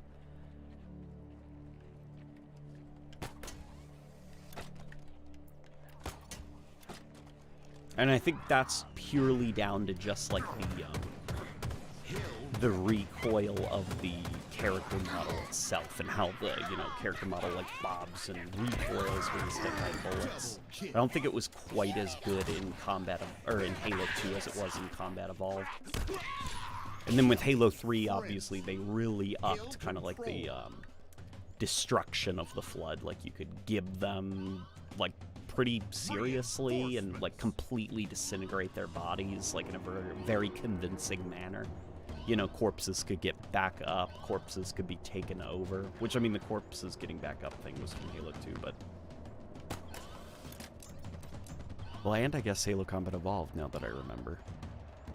I guess my point still stands. Hail, Guardian.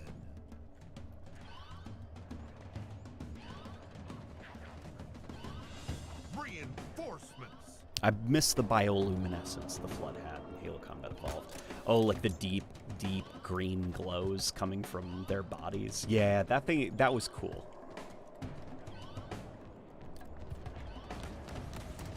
I know people aren't keen on I've heard it called Sunset Overdrive Flood from like Halo Wars 2. I think they're cool looking too. I don't mind some glowing, hot glowing pustules on my space zombies.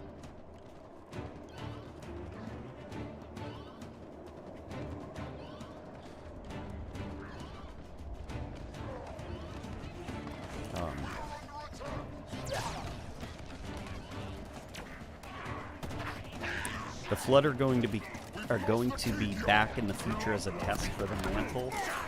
I don't think the Mantle of responsibility and all of that is that important for the Halo story going forward. Spectacular. Your team scored. Famine. Like I think that's just kind of like Weapon not drop. like that is the direction Halo could have gone in if it was successful in like 2012, I guess, 2015. But that the Mantle of Responsibility in the Forerunner trilogy, as cool as a lot of that lore is, most people don't like care, I guess, about that stuff or cared for it. So a lot of stories, I think, going forward are not going to be about like, but what about the Primordial? Ready. Enemy team took the hill.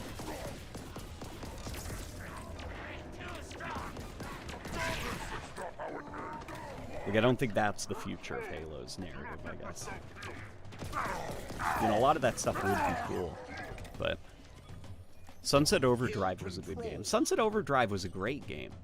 And it's sad that, like, thanks to the Insomniac leaks, we know exactly how much profit that game made. So if you guys want, like, any indication of how hard it is to kind of make a breakout game in the games industry, Sunset Overdrive, according to the leaks from Insomniac Games, made after everything was said and done, after it was able to recoup its cost of development, break even, its total profit was $556, if I remember right. Yeah, so somebody at Insomniac could have used that money to go buy themselves like a PlayStation 5, I guess. They wouldn't have enough money for 2 controllers, though. Yeah, and you guys remember in Sunset Overdrive, the marketing campaign for it, how crazy the launch was for that game? They even had like a weekly series airing in the game. Like you'd run by billboards and it would be like, some guy would be like broadcasting like, hey, I'm from Insomniac Games, here's what's happening in Sunset Overdrive this week. Like, at the end of the day, the only profit it made was like less than $600.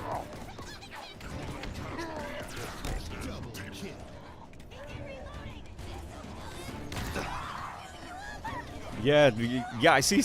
Yeah, it's crazy, right? I mean, like, video games are like this monolithic thing where we never see the financials. So that's like the Insomniac leak. What's not fun about that leak is employee personal information and like their projects and what they're doing in the future, all of that being spoiled. What is a lot of fun, though, is seeing the stuff the gaming industry doesn't want you to know, which is like how much money goes into a game. Goes into rights, voice acting, like, and all of that, like the budgets, the sales, and stuff. And so that Insomniac leak is like wild stuff. Where it's like, oh my god, like something needs to change soon, or like AAA gaming is gonna have a collapse of some kind, because like the budgets for modern AAA games are like unsustainable.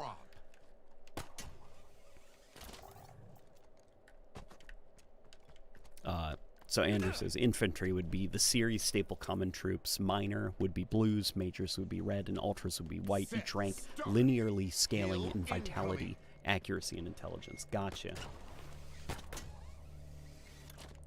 Okay, so basically kind of like what we've got so far. That's for the series staple common troops.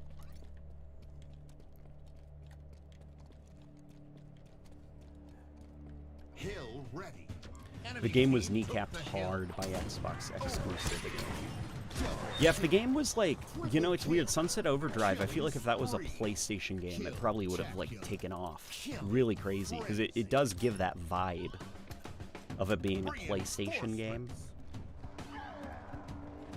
I mean, the humor was like, you know, the game wasn't funny.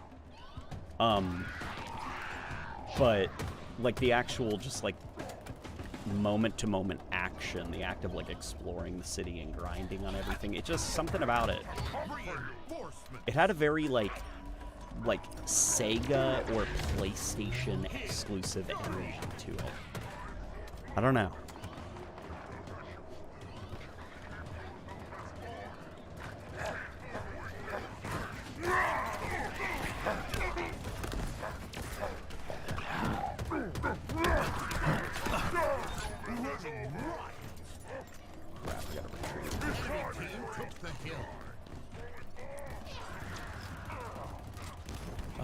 Halo needs a revitalization to be able to continue. I would recommend they do a story with the Master Chief and the weapon having their last big battles against the new, similar alien, stronger Covenant. I'd like some spin-offs for now. What I would really like is the next Halo game, I think, to be like part of the reason, like, for the open world stuff, why I'd be worried about that being the next direction is more for the sake of like sustainability, I guess, because like open worlds are really hard to make and they're very expensive to make, and if it doesn't take off, as Halo Infinite showed us, the studio's best course of action is to abandon ship rather than try to force it to work. If producing a linear Halo campaign is the cheaper option, I would prefer that they go that route. If it means more Halo.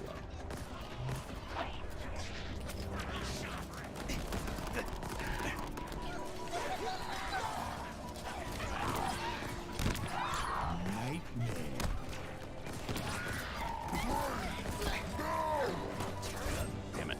Okay. Enemy team took the hill.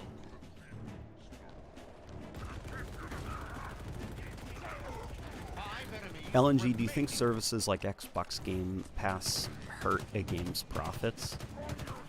Depends, I guess. Like, we've never had, like, a crazy leak, kind of like the Insomniac leak that shows, you know, how Game Pass, like, operates exactly, like, what the behind-the-scenes financials are. Because I'd imagine that in order to be on Game Pass, it would come from Microsoft, probably. Like, Microsoft has to fork over the money for your game to be hosted on Game Pass. What I'd imagine probably what might hurt a game, I guess, about Game Pass, and this is me speaking without, like, you know, experience, I guess, with, like, how video games sell or anything.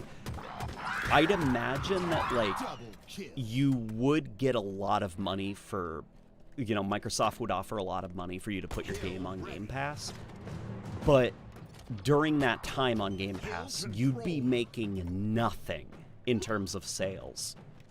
Like, nothing. I mean, the money from Microsoft helps, but there isn't anything extra really coming in, because everybody's just doing Game Pass, you know, and Microsoft's getting the money for the Game Pass subscriptions, not, you know, the developers having their game hosted. So it's probably, I guess, like a lot like those TV shows.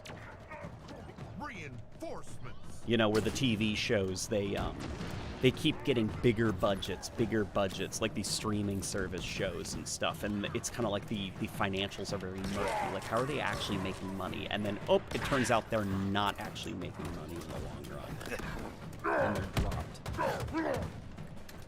Sony, as part of, like, the Insomniac leak, there was some insight into how their PlayStation Plus is working, and what they saw was when they put, I think it was Horizon Forbidden West, the DLC for it, I think. I might be wrong. I think it was the DLC for that was put on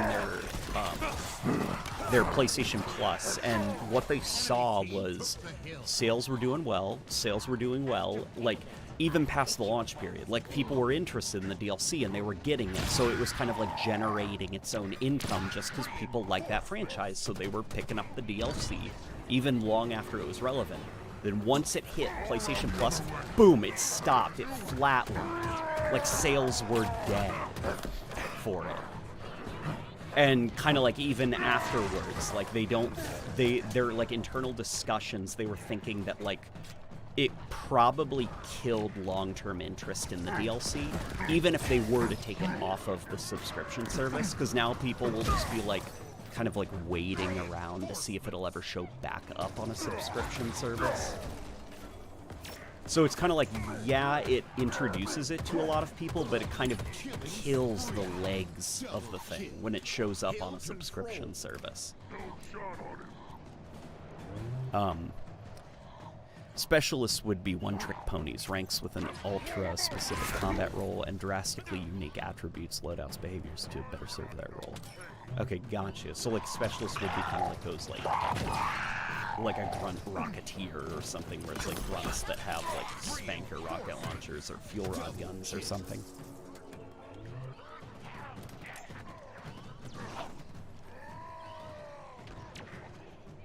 Halo G, just wanted to know your thoughts on the influx of attention Halo Wars is getting from 343 and the community? Where'd that go? The chat just moved really fast. So I assume that all of that was part... So, like, a lot of Halo Infinite's live service content that you're seeing, some of this stuff was planned, like, years ago. Like, stuff like the Halo Wars armor set, like, as crazy as this sounds, it was scoped and planned out in, like, 2020, 2019. And it's kind of like only now is it being, like, officially released, / they were able to get around to it, but, like, the plans were in place to do this years and years and years ago. So a lot of this was probably done with the assumption that there was going to be kind of like this Halo renaissance and that people were going to be super interested in the franchise. That's why they are doing something as, you know, specific as Halo Wars. Those are just my theories, I guess. Halo Wars 2 needs to be on Steam. It does. It does need to be on Steam.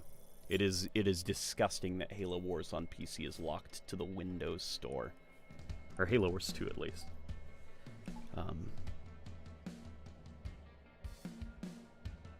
I honestly think Phil Spencer should step down after the many failed games under his watch. I believe he said if Game Pass fails, Xbox will probably go away, and I don't think that's very fair. Oh, I'm not going to, like, call for the head of Phil Spencer or anything like that, because I don't know enough. You know? But yeah, basically, Xbox is in this position where, the 360, they dominated, just because... You know, the PS3 was such a embarrassing console that Xbox had the advantage. It had the better games, it had the better graphics, it had the bigger user base, better just gaming experience in general, outside of having to pay for the ability to play online with people. And that was kind of the last console generation where physical media was the primary way people were getting games.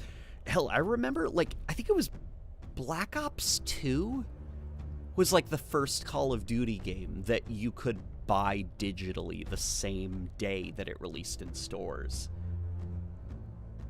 Like, I remember still with Black Ops 2, people still were under the assumption that they should probably go to the store to get it when it released. But with the Xbox One generation, they fumbled out of the gate. They pitched it terribly. Like, not only was it just like a bad console, they pitched it terribly as well. Like, the vision was bad and alienating. So people went over to PS4, and it was the same time that people began to buy more games digitally than physically. So people are now getting locked to their PlayStation profiles, because, like, you can't go to GameStop, get yourself an Xbox, trade all your digital PS4 games. You know, like, they're there forever. You've dumped hundreds of dollars into your PSN account, you're staying on PlayStation, because that's where all your money was spent. And that's hard to beat if that's where you're operating from. Like, how do you convince people to abandon the system that they can't sell their games on anymore, you know, because it's digital media? And Xbox's solution is Game Pass, basically, like transitioning Xbox more into a service that you can get games through. Not to say that, like, consoles won't exist, like, an Xbox video game console will always happen, but the Xbox video game console will be, it'll just be, like, one of many things that Xbox, the service, offers, you know? Like, I'd imagine, like, the goal, the ultimate plan for the Xbox is that Game Pass will be on Nintendo consoles. It'll be on PlayStation systems. So there will be Xbox consoles releasing, but it'll be like people will also be logging onto their PlayStation and checking out what new games were released on Xbox Game Pass, you know, or playing the latest Xbox game on their Switch or something like that. Like, that's ultimately the goal, is that Microsoft lost the console war, so they're gonna win the like business war, the like subscription war. And so far, it seems to be working. I mean, for how long is another thing. Because the thing about, like, Game Pass is it's not profitable. Like, I know Xbox is very, like, confident in it, but it doesn't make sense. The money that they must be putting out to get games on the service, I can't imagine that it's the same amount of money that they're, like, getting back in subscribers. And there's only a finite amount of people on planet Earth. So what happens when everybody that can realistically play an Xbox game, what happens when they all have Game Pass? How do you keep growing? Like, you can't. There's only a limited amount of human beings on the planet that Game Pass has an audience for. So it's like, it'll be basically, it seems like Microsoft is trying to spend the competition out of business right now. And they have the money to do it, but I wonder for how much longer they can do it for. Here, let me scroll up and see what Andrew's saying. Stealth is turquoise camo, squishies. CQC would be like orange. Reinforced for close range melee combat. Brute berserkers, jackal skirmishers, suicide grunts, etc. Okay, gotcha. Gotcha. So would then there be like close range melee grunts? I guess. You will be the first to the slaughter! That would be my concern, would be if every unit had kind of like the same combat roles, you'd start to lose like the importance of having the individual units.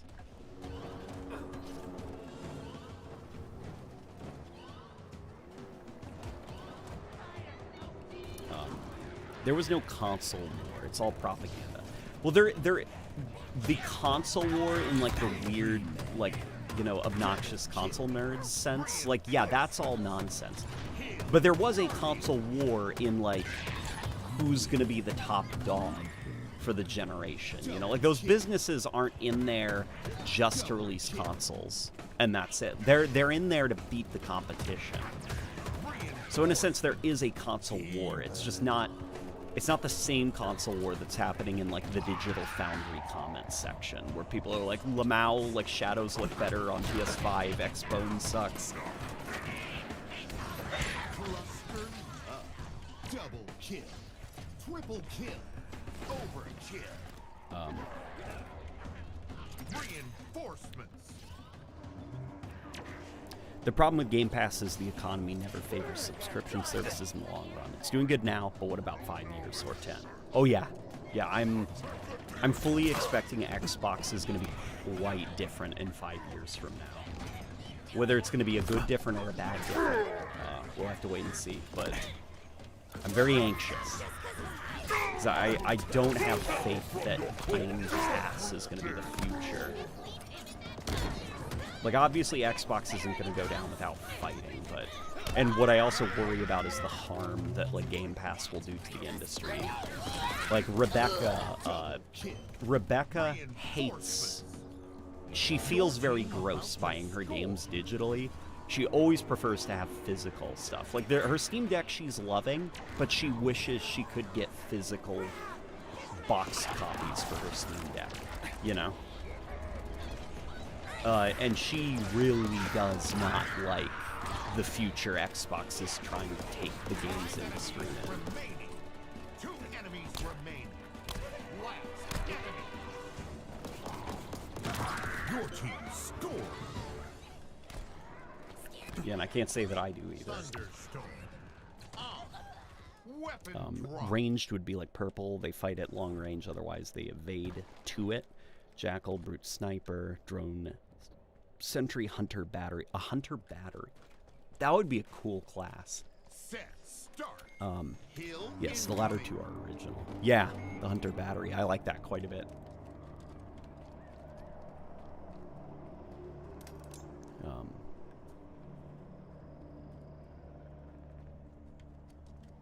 It's no longer the console war, it's the content war. That's a freaking great way to describe it. I'm going to bookmark that in my head.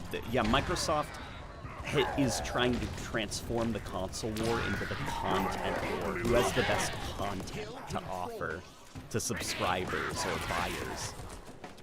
Yeah, because clearly PlayStation is selling more of the consoles, so can Xbox make up for that with the content?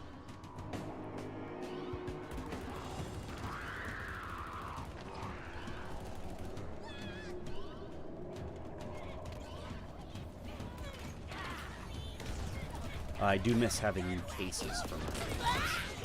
Yeah, me too. Guardian. Double kill. Triple kill. Overkill. Enemy team took the hill.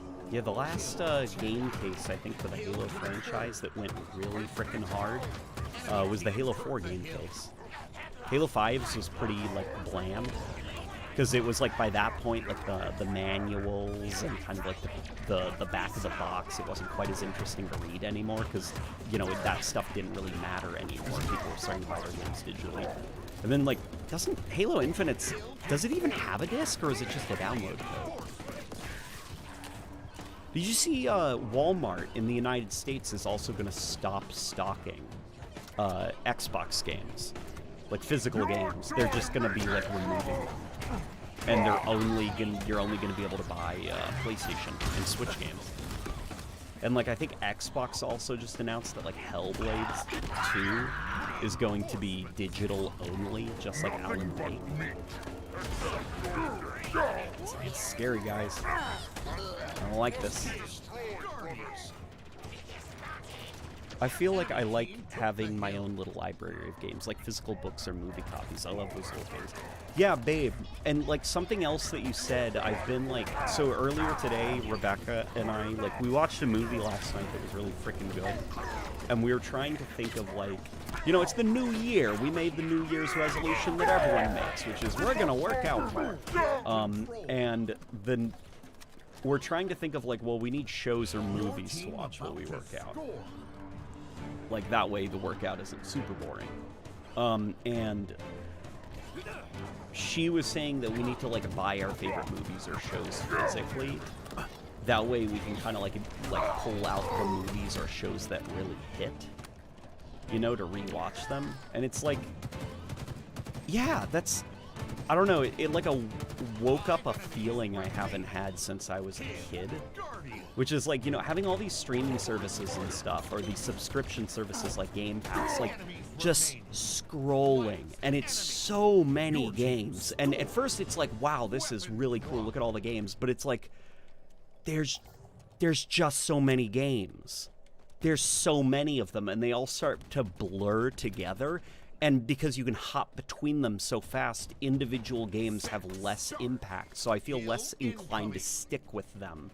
I'm just, like, bouncing from game to game on Game Pass, and they're really impressive games, but it's just, like, I'm drowning in games to play. And it's the same with, like, movies and subscription services. Like, I feel less inclined to, like, watch stuff, because I don't, like, there isn't, like, that feeling of, like, you know, looking at the shelf of your media and being like, you know what, I'm in a mood for this tonight. I don't know if anyone else feels the same way. If it wasn't for Xbox Game Pass's streaming option, which is genuinely helpful in some situations, which who knows, you know, what the situation will be when I get a Steam Deck eventually. But if it wasn't for the streaming thing, like xCloud streaming, I probably would have canceled my Game Pass subscription. Like, I just feel like it's kind of like starting to rob my love of games. I don't see how more options is worse. It's not more options is worse. It's more that it's, like, I guess, overwhelming is the best way I can describe it. And it having so many choices makes individual choices, like, think of, like, it in terms of percentage weighting. Like, choosing between 3 things means that one thing that's like 33%, like, it's a big choice choosing one thing from a list of 3 options versus choosing one thing from a list of 150. Like, that individual choice is much smaller of a percentage. It matters a lot less. Your team about to score. Hail Guardian. Oh, we started streaming 117 minutes ago. Pretty cool. Hang on, Andrew is updating. Suicide Grunt is the Grunt CQC rank. Gotcha. They'd have plasma backpacks, like in both Halo Wars, and would be eager to activate them. Yes, it can explode prematurely. Dude, the Grunt backpacks in Halo Wars 2, like that artwork of the I don't know how the YouTube algorithm is. The unalive Grunt squads. Like, that bit of concept art is so hilarious.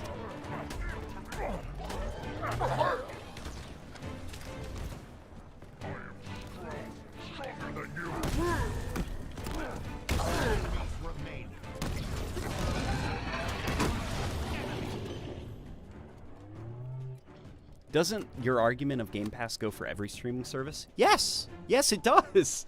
I don't like most streaming services either. Because I start to feel like I'll try out a show, and then I'll feel like, it's like, this show's gotta hook me soon. It's gotta hook me soon or I'm out. Because I've got 500 other options. And it doesn't matter if the show is good or not. It's just I have so much to choose from that my threshold, my patience has been lowered. Because I can bounce from thing to thing so quickly.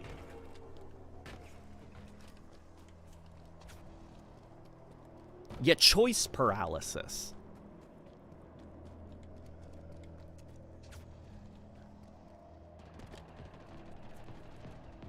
Hill ready. Enemy team took the hill. Yeah, and I feel like if I were to commit to a show to the point that I physically buy it, I'd probably be a lot more invested in the show.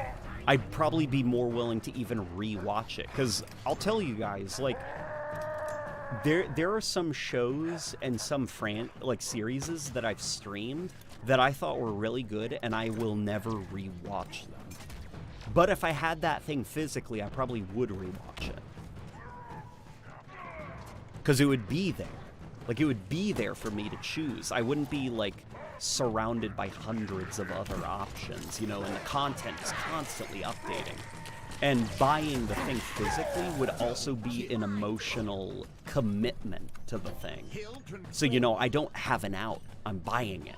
I've got the case, I'm looking at the back of the box and stuff. Like, I've committed to it now. I'm gonna watch this series. Versus streaming, where there's a very, like, detached feeling to it. Like, you don't have to commit to it. And I wonder how many, like, great shows I've watched maybe the first 5 minutes of and then bounced out of. Because there's 100 other options and a new episode of whatever is coming out next week or whatever.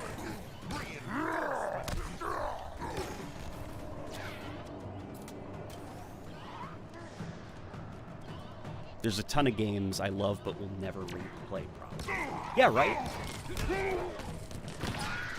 Dude, like Gears of War 5, Gears of War 5 is a game I would love to replay, but I don't own it. I just use Game Pass. And I don't really feel like going to play it because there's like 100 other games on Game Pass.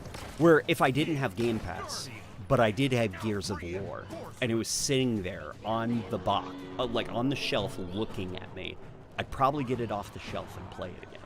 But right now, I just don't have any. I don't want to. Too many other options, you know?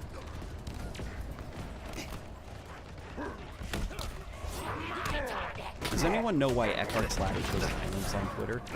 Dude, Eckhart's Ladder, I love him, but, like, arguing about Halo's art style in the year of our Lord 2024 and complaining about Halo 5's opening cutscene.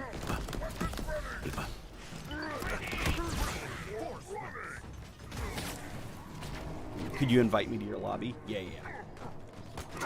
Of course.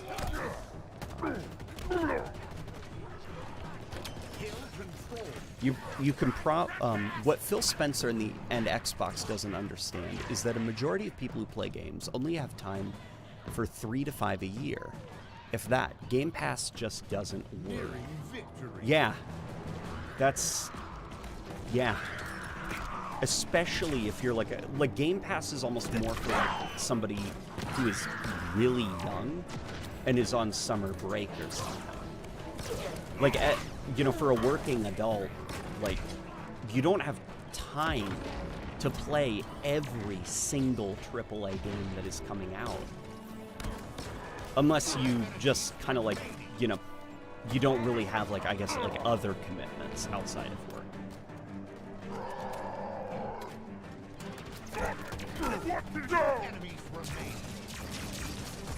Especially if you have like a family or something. So there's a lot of like big AAA Game Pass games that came out, but it's like I do not have time to play them.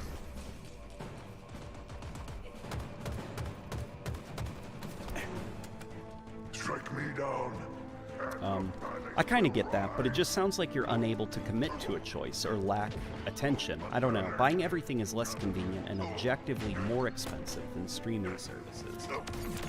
Objectively more expensive, I'm not sure if I'd agree. Because in the long run, you'd be paying... I'm thinking, okay, so for Gears of War 5, you'd pay $60 up front for the game. Versus Game Pass, where if you just use Game Pass and you wanted to play the game for a long time, you'd end up actually spending hundreds of dollars to have access to Gears of War 5.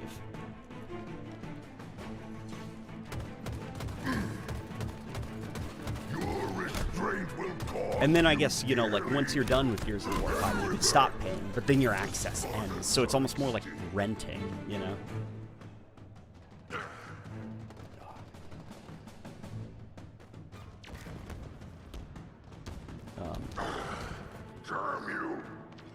Do you touch upon the leaked carbine for Halo Infinite with an energy sword attachment? I do actually. I was able to figure out what is up with that. I spoke to somebody. So there's like what 142 of us here right now. So okay, you guys, this is for you. Okay, everyone else, they'll get to it when they see the evolution video. But for you guys here, because you're here early, the guy that I spoke to recalls a period of Halo Infinite's pre-production when they were just exploring ideas.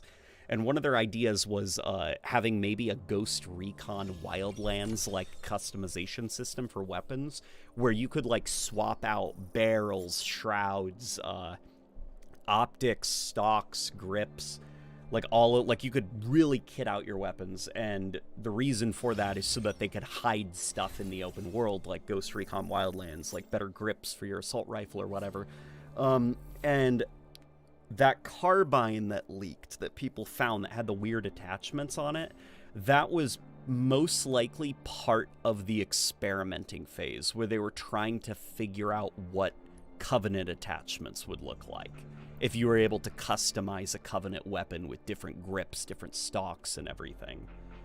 So that's probably what that was. That was probably a carbine that was kitted out with a new scope, given a bayonet, maybe a new stock, you know, to alleviate some of the recoil.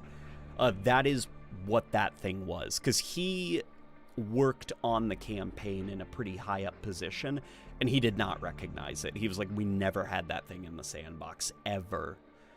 So in his estimation, it had to have been part of either Halo 5's post-launch DLC, or the more likely option is it was part of that experimenting process where they were goofing off with like weapon kits and seeing if that was something they could do. Yeah, so that's the story of that leaked carbine. How it ended up in Halo 5 in the code, he had a lot of complaints about just how disorganized like their workflow was for Halo Infinite. So there is a lot of stuff that is kind of like left to kind of like rot and clog up resources in the Halo Infinite engine. There's just a lot of stuff still in there floating around that's not relevant anymore. It's almost like the best way I can describe it is it's the other day I found buried in my computer a 4K download for Halo stuff from 2018. I think it was a Halo Wars 2 thing, and it was 4K. It was like 6 something gigabytes, and it's been sitting there, and I forgot about it. And for all this time, like my hard drive is already kind of like crying because it doesn't have nearly enough storage, and that's kind of like a bottleneck right now for my PC and my work. But I didn't know that thing was in there, taking up that valuable 6 gigabytes of space that I could have used. It's gone now, but that's kind of what that carbine is, basically. Somebody left it in the engine after experimenting with it 5 years ago.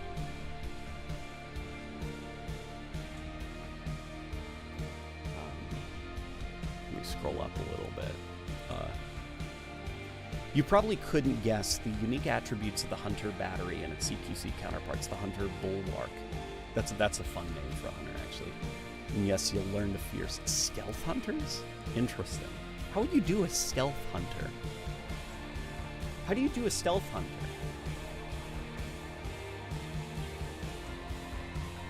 Okay, I think Tech Pawn's in. Alright, Tech Pawn, here we go. We could, I reckon we could switch over to, somebody recommended Mythic Warzone Firefight. We could do that. That could be fun, because I have been playing some Halo 5 for this Evolution video. I'm officially a year anniversary dating my boyfriend, so that's fun. Isaiah, congratulations! How did you meet your significant other?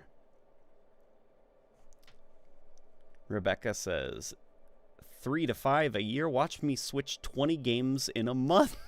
Yes. Rebecca is the queen of optimizing her backlog. I mean, she guys, everybody needs to give Rebecca, like, you know, the cheering, you know, and the applause, because Rebecca is officially part of the Steam community. She bought a bunch of games on the Steam sale, and she feels like she'll never play them. So Rebecca is officially part of the Steam community. We all have hundreds of games that we bought for like $2 during a Steam sale that we will never open.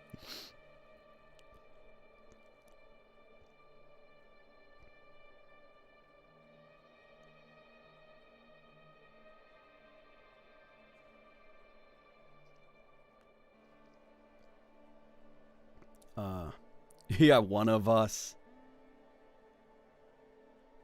We were in Discord and we had a lot in common, and I asked him if he wanted to date. Firefight. Hey, that's the way to do it.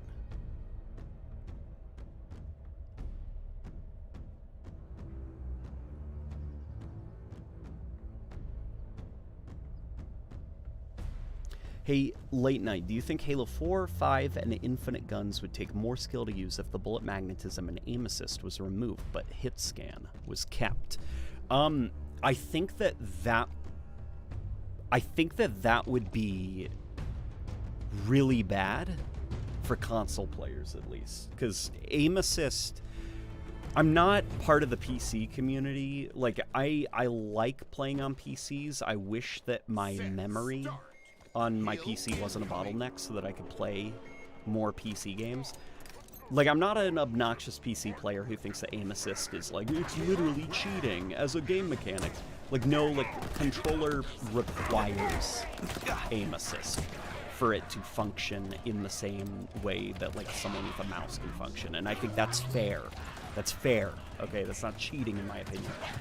So I think removing that as a mechanic in Halo would actually, like, it would make Halo even harder to play on console for people. Like, Halo already is quite hard to get into because the time to kill isn't quite as fast as, like, Call of Duty, where you just kind of, like, point and shoot. And so I think if you were to remove aim assist for controller players, it would make the game even harder. What I honestly think, really, I think they gotta stop with hit scan. I mean, Halo technically has never had hit scan, but it functionally has had hit scan, where the projectiles move so fast that they're like breaking the speed of light almost, where it's functionally hit scan, you know?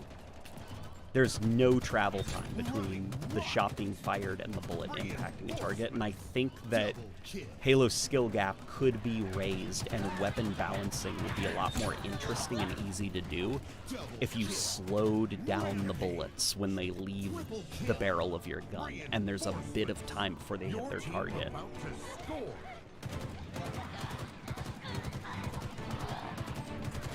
Because it would also allow things like the assault rifle and the battle rifle to not dominate quite as hard as they're currently dominating. You know, because, like, in close range, well, you're so close to the enemy that travel time won't, you know, that's not a factor. It's going to immediately connect.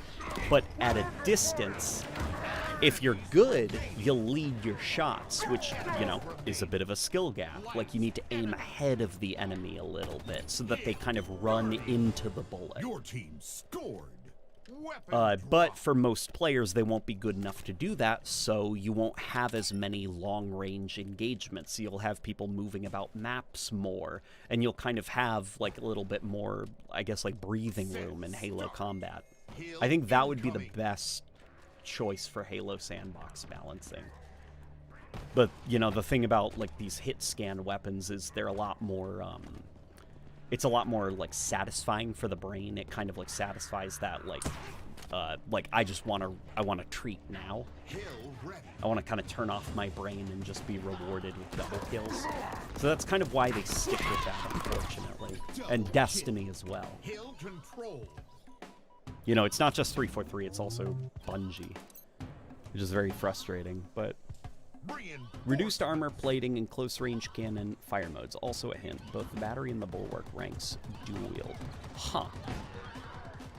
I was expecting you to do something like having it's not called the Behemoth, is it? The Goliath? The Hunter Goliath from Halo Wars as like a melee focus.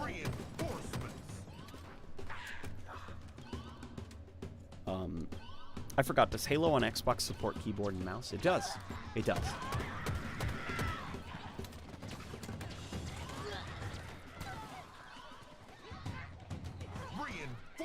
I'm gonna get off. Take care, LNG in chat. We'll see you later, Dylan Bacon.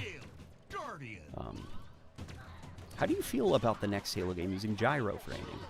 This is coming from someone who can't aim well on controller with sticks. I freaking love if the next Xbox controller supported gyro aiming.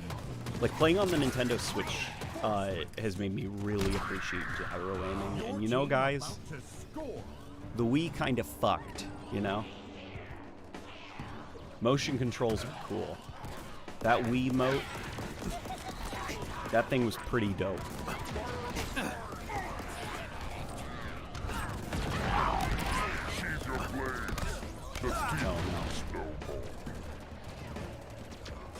As a PC player, it's ridiculous when PC players complain about aim assist. PC mouse generally has a huge aim advantage, and aim assist is necessary for controllers. Yeah. Yeah. Exactly. See, someone gets it. The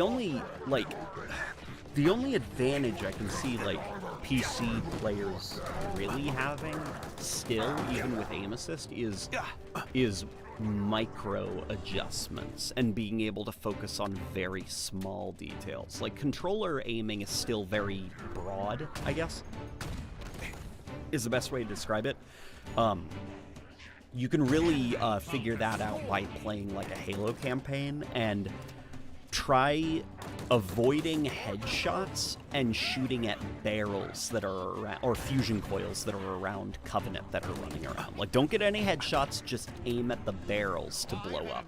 And it's really hard on a controller because, like, your aim assist is constantly dragging you over to the enemies, or it's really hard to just make those micro adjustments on a controller, you know, because it's just like, just shoot the head, it's quicker. But on a keyboard and mouse, it is actually very easy to be able to just flick your aim over to that fusion coil and detonate it.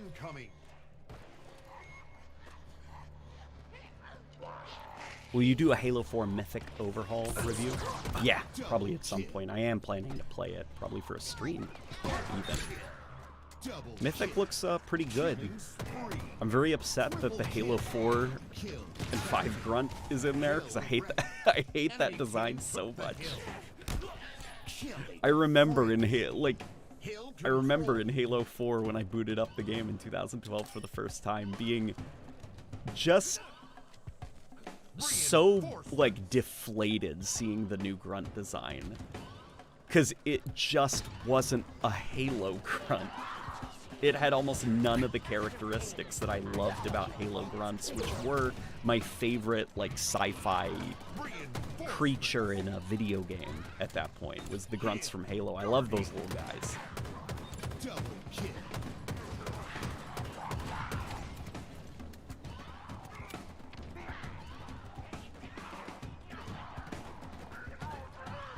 Do you think the next Halo will come faster if it's developed for Unreal? I think it's not whether it's Unreal or Slipspace, but it's mostly the organization of 343 as a studio. Because the big bottleneck for 343, why they take so long to develop content, it's the organization of their studio and the way that their teams operate. There's a lot of like start and stop. I described earlier on the stream, I'm not sure if you were here for it, that like the complaint that I've heard about how 343 operates as a studio, and it's something Pierre Heinz is like trying to figure out and stop, is 343 has kind of like a problem with all of their departments are supposed to kind of work like clockwork, and everyone gets their work done on time. Everyone gets to a certain point where they can transfer their work off to the next department, and, you know, bada bing, bada boom, like the conveyor belt is moving, the game is being assembled.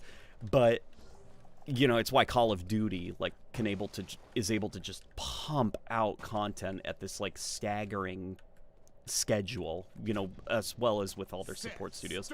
343, their workflow is very staggered because it's constantly like breakdowns in communication in some departments. Some departments take too long. Bizarrely enough, other departments work too fast, and then they have nothing to do, and so they're being paid to sit there and do nothing because they're waiting for everyone else to get work done. So it's like a lot of budget is wasted on just people sitting and waiting for somebody else to finish their job so that they can get started. Reinforcements. Yeah, so a switch to Unreal Engine wouldn't fix a problem like that. That's a systemic problem with the studio that needs to be solved with like better organization. And if 343 ever figures it out, I'd love it if they could tell me what the secret is, because I also struggle with that. It's like one of those, oh, relatable AF. Slam. Double kill. Triple kill. Maybe. Their size and dimensions are a bit too stark for a simple rank, as opposed to a hunter with dual shields standing here and releasing or going sicko. Okay, a hunter with dual shields, I can see that. Would you, like, be baiting these hunters? Would it be kind of like, you know, like the Combat Evolved Bull-like hunters, where you bait them into a charge and then, like, pump a shot into their back to put them down? Would they be kind of like that? Like they're less tanky and they're a little bit more squishy, but they're very melee focused and they're very aggressive. Reinforcements. There's a lot of people saying the game is saved, that the game is dead, and I disagree with both. The game is not dead. It is better than it is. Yeah, like Halo Infinite is more or less in the same situation Halo 5 was in after the Firefight update, where it's like, or I guess like any Halo game really after launch, which is the only people left playing are the Halo fans. Like, guys, we've been in this boat before. We've played many Halo games like this, where it's like, yeah, after the initial launch, everyone leaves and all that's left are the Halo fans. Like, it's business as usual, basically, for Halo.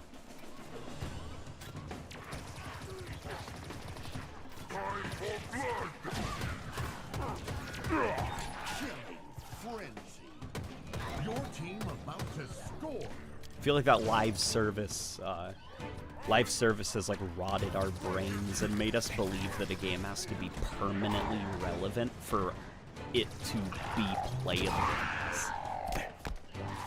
Like, it's almost like I don't, like, who cares if it doesn't have like trillions of players and stuff like that? Like, there's a reason that people still played Halo Reach, even though, like, Call of Duty Black Ops 2 was the most popular game. Like, people just like Halo Reach.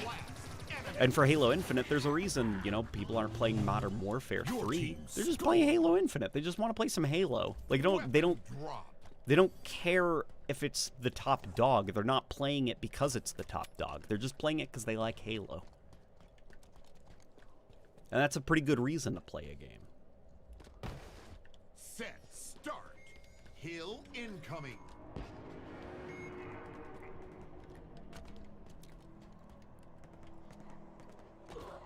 I will say that 343 has been killing it with the audio books. Oh yeah, that's I believe a lot of that is being done by Alex Haruspes, who is a former member of the community, but he was actually picked up by 343 as well on their writing side. He is doing a fantastic job with those audiobooks. Like Saturn Devours His Son, the Flood horror story. That thing was so good.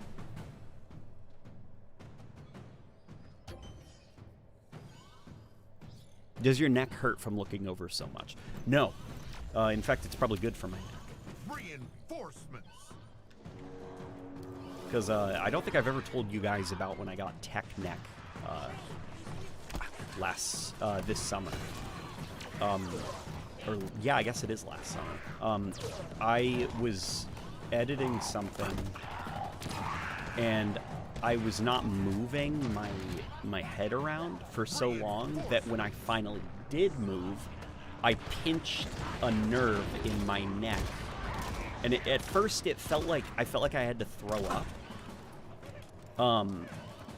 And then my head started hurting, and I thought that I just needed to take a break from editing, so I sat on the couch and tried to like play a game, but like I just kept feeling sick, and like just like my head was hurting and my back was hurting, and eventually I just like got down on the ground and laid down face down, because that was like the most comfortable, and then Rebecca found me laying on the ground, and by that point I just like it was too like it took time for the nerve damage to set in, and by that point it was too hard to get up on my own. It hurt too much, and that took I want to say maybe a week and a half before I was feeling like better. So yeah, the constant moving around, no, that's good. That's good. I don't want tech neck ever again. Enemy team took the hill. They'd actually be on the tankier side in the presence of allies. Bulwarks would typically put themselves between them and allies. Okay, gotcha. So they'd be almost like shield units, like almost like mobile shields, I guess would be the best way to describe it. And then obviously if they're alone, then they go on the aggressive. Okay, that's fun. Your team scored. For 2 years after launch, Halo Infinite has had a healthy population of about 45,000 players per day. Victory. I'm not sure if I'd believe every single day 45,000 people play Halo Infinite. I would, on the other hand, buy maybe 15,000, maybe 20,000. But 45,000. If you mean individual users, but like at any given time, I don't think that you could find 45,000 people logged in at the same time playing the game.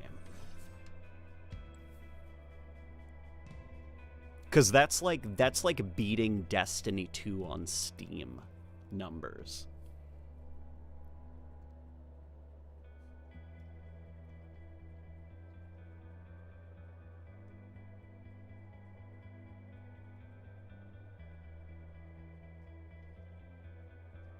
Am I the only one who's been waiting for Halo Wars 3? And now we get Halo Wars themed stuff in Infinite. I'd love to have a Halo Wars 3, but I doubt we're going to see one. Halo Wars 2, unfortunately, was a financial disappointment. How's the Evolution of the Carbine going? Also, have you played any Halo 5 recently? Evolution of the Carbine is actually going really well. It's probably going to be up in the next couple of days. I've got the ODST portion as well as the MCC portion left to edit. Tonight, I'm going to present Rebecca with my drafts so she can give me a little bit of feedback. And then I can hopefully put the finishing touches on those. Have you played the CE campaign map someone remade in Infinite Forge? I have not. Oh, Assault on the Control Room. I haven't played that yet, actually. How is that? Set start. Hill incoming.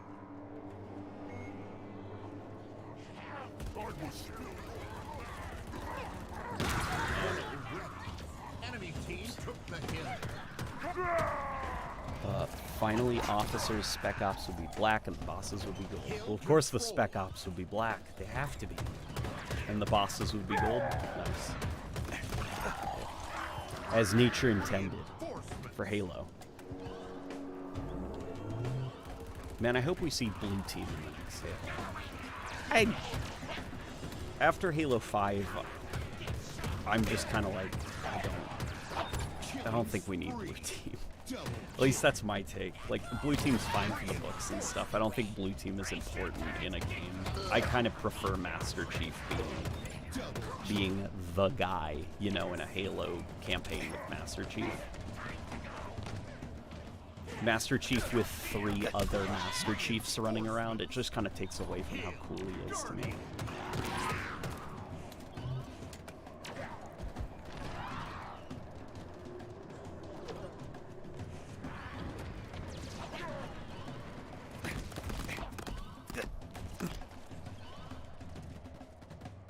I want the Prometheans back. You know 343 won't bring them back. There's a lot of things 343 won't bring back, especially now that like, leadership has changed. Yeah, all the people, or most of the people who made Halo 4 and 5 are gone. It's a very different studio now. Reinforcements. Blue team is co-op Spartans. See, I'm fine with just like the Master Chief clones. Or even your multiplayer Spartan. That would be pretty cool. Another hot take, I'm a little oversaturated with Master Chief clones. Yeah, I definitely get that as well. That's why I'm hoping that the next Halo campaign is a bit of a side story. Though to be fair, I'm also a little bit tired of like stories that are about the Master Chief, which here's a hot take. Master Chief is not like the most interesting character. In fact, he's pretty boring. Master Chief is more fun when he's just a vehicle for you to be around more interesting characters. Kind of like Halo 2. You know, like in Halo 2, the most interesting parts of Master Chief's story were never Master Chief. It was always Cortana, Lord Hood, Miranda Keyes, and Johnson. You know, and then when Master Chief meets up with Arbiter, the Gravemind and Arbiter were more interesting in that cutscene. They grabbed your attention more. So I'm just kind of like tired of like all these stories that are just like Master Chief's humanity. Who's under that helmet? I don't care. I don't care. Master Chief's a vehicle for me to interact with characters that I do care about. I think the auxiliary characters around the Chief, they're the ones who should get the most amount of focus going forward. Chief's fine. He knows how to use a gun. He'll blow up some aliens good. We don't need to keep focusing on him.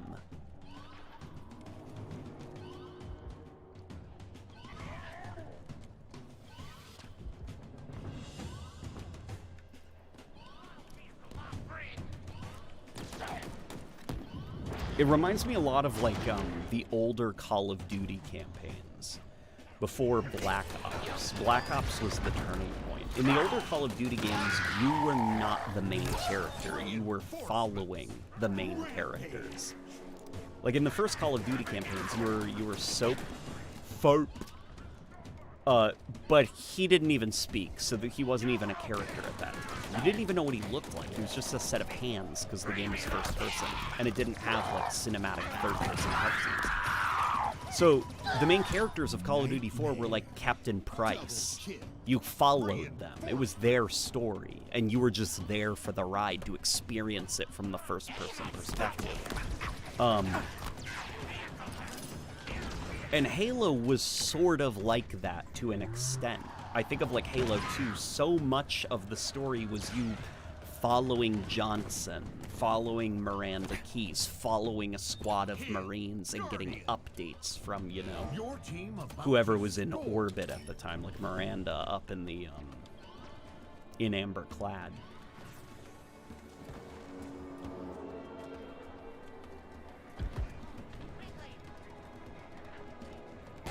Yeah, and I think as soon as Halo started to be more about, like, the character you were playing as, that's kind of when the stories stopped being, like... That's when the levels, I guess, stopped being as good, and the story started to feel, like, a little bit, I guess, goofier. You know, because in Halo 4, I was recording footage for Halo 4, and it was like, Enemies remaining. you know, Cortana's like, we need to get to Halsey to solve my problem. I think I have a solution. And Chief's like, how? How could we do blah, blah, blah? And I'm like tumbling and flipping, and like my Warthog is like out of control, and I'm trying to get it back upright, and Chief's talking like the situation I'm in isn't happening, which is I'm tumbling down a hill. And that happens a lot in Halo Infinite as well, where Master Chief is just like, Start. you know, he's like, Atriox beat me. I failed Cortana. And I'm running so fast down a hill, and I'm using my grappling hook to try to get better speed, and I'm like throwing a grenade at a grunt or so, and he's talking as if like the situation around me isn't happening. Because the story is so focused on Master Chief, and it's Master Chief's story, that it's kind of like the world almost takes a back seat, and it doesn't feel as organic. It feels like the world is just a place where gameplay happens. And I kind of prefer Master Chief shutting up, not really having a personality, and it's the Marines around you and the characters around you that are the main characters of the Halo story.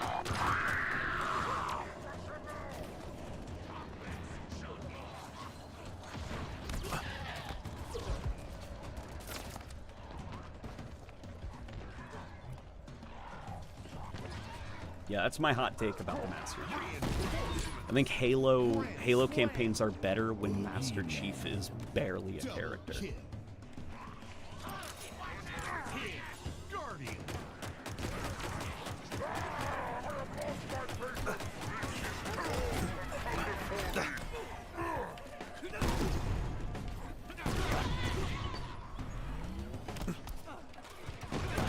Reinforcement. I'm glad I don't have social media anymore. Be glad. Twitter is more of a hellscape than it's ever been. And I am so happy to be free from its evil clutches. I used to be a big, unfortunate Twitter addict. And now I am free. And I downloaded that Threads thing that Mark Zuckerberg was making, and immediately I saw like a tweet that made me like, you know, it's like, I gotta reply. I gotta say something. And it's like, nope. And so I just deleted Threads, and I'm like, you know what? Nope, I'm just happy without social media. Twitter was a mistake. Social media was a mistake. Except for Facebook, weirdly enough. Facebook, all you have to do is unlike everything. Every page, unlike it, only like 5 things, and your timeline is beautiful. Your team about to score. Double kill.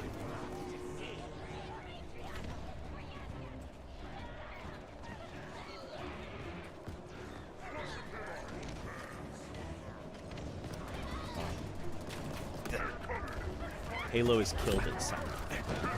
Well, Halo still has a semi-silent protagonist. During the Bungie years, the rule was Master Chief can only talk in cutscenes, because during gameplay, that's when the player is in control.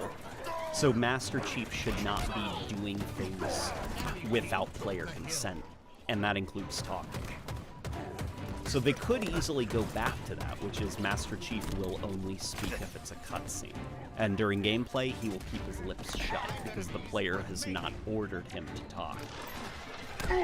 Killing frenzy.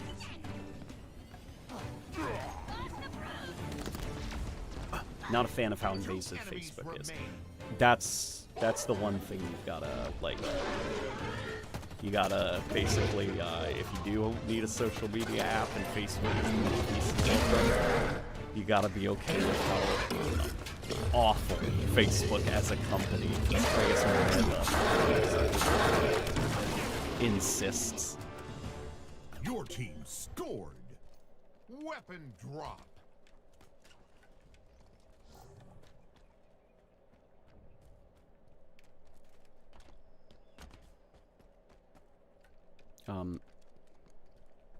The saddest thing about Halo right now is the amount of cool characters locked behind books and extra media.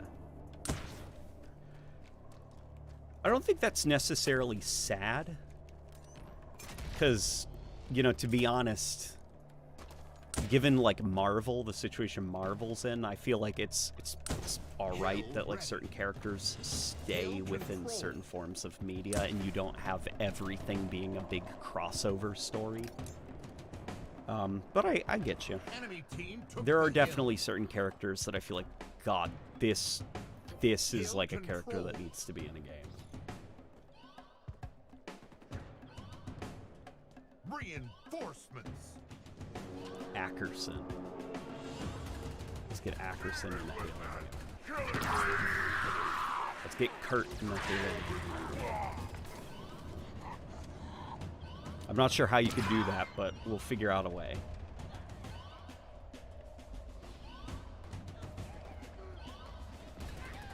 The gameplay's a little bit too loud? Okay. There, hopefully that's all right now.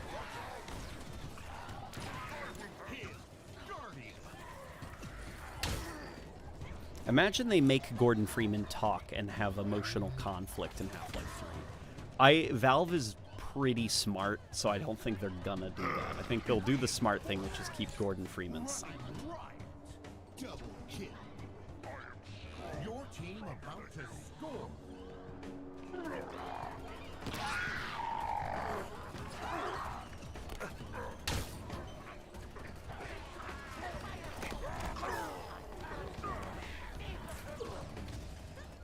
Yeah, I miss silent protagonists.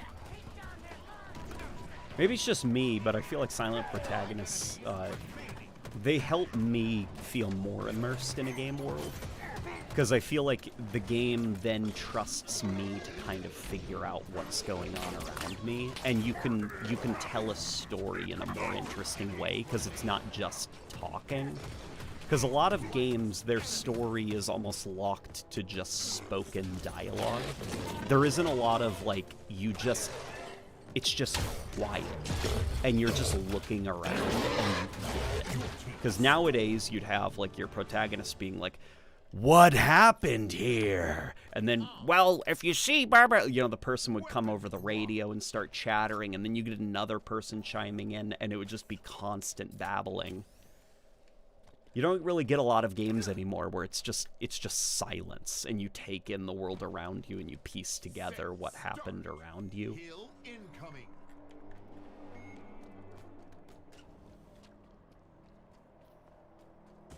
Since you have been reading my comments late night, I have text for you. Try to say, oh God. It's, oh God, okay, all right. Enemy team took the hill. Worcestershire sauce? Worcestershire sauce. Rebecca has the confidence to just pronounce it the way she thinks it should be pronounced. Like, I don't have that confidence yet with that word because I don't know how to pronounce it. So Rebecca will proudly yell out Worcestershire sauce.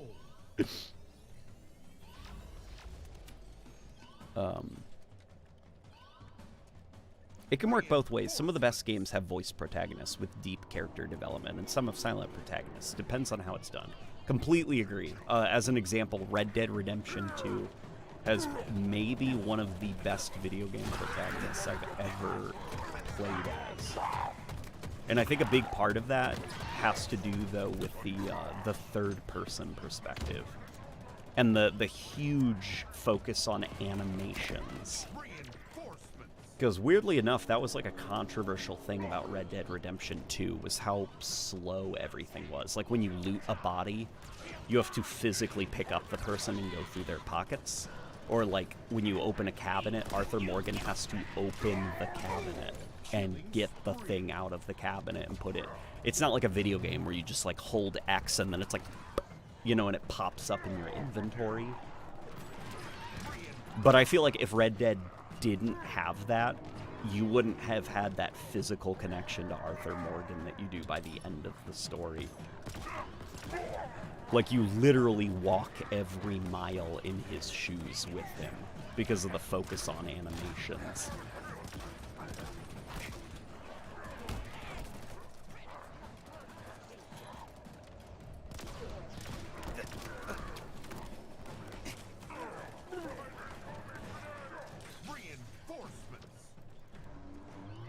Rebecca says Worcestershire.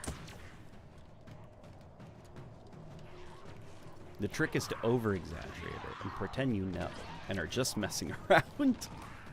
Oh, the trick to make it seem like I know how to pronounce it.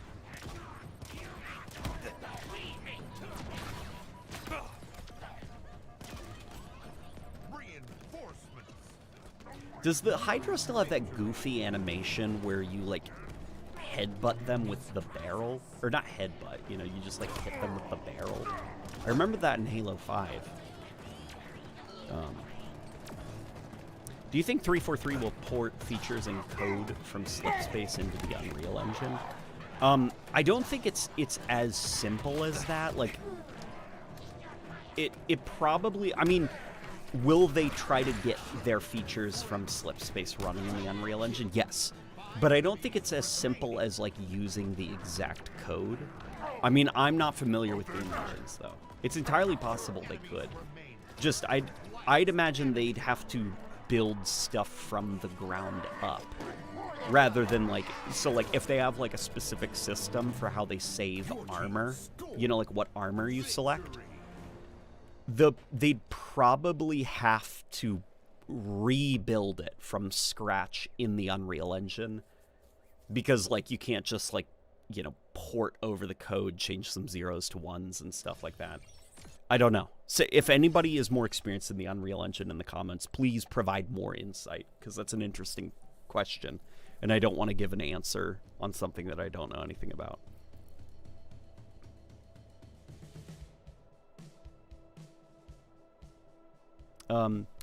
We get why Chief is so quiet on a narrative level, but what's the rookie's excuse? Is he just really shy or nervous being the rookie?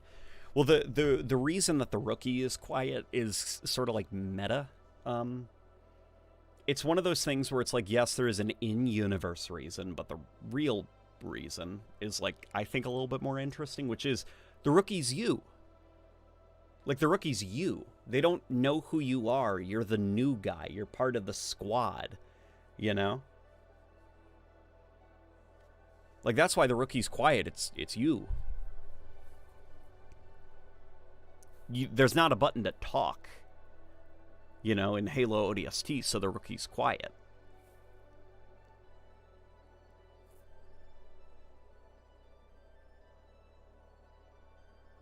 It's why I'm not a big fan of Sony's games. The characters never stop talking, so I never feel like I'm the one in control. A few games is fine, but every Sony game, the characters never stop talking. Yeah, Horizon and Aloy are very guilty of that. Horizon has so many moments where the story could have been genuinely incredible and the world could have been genuinely incredible, but Aloy has to open her mouth and verbalize what I'm supposed to be feeling at every given moment. So, like, it's like Horizon is like, it just doesn't trust in your intelligence. And I heard that the latest God of War is also very similar, where it's just constant talking.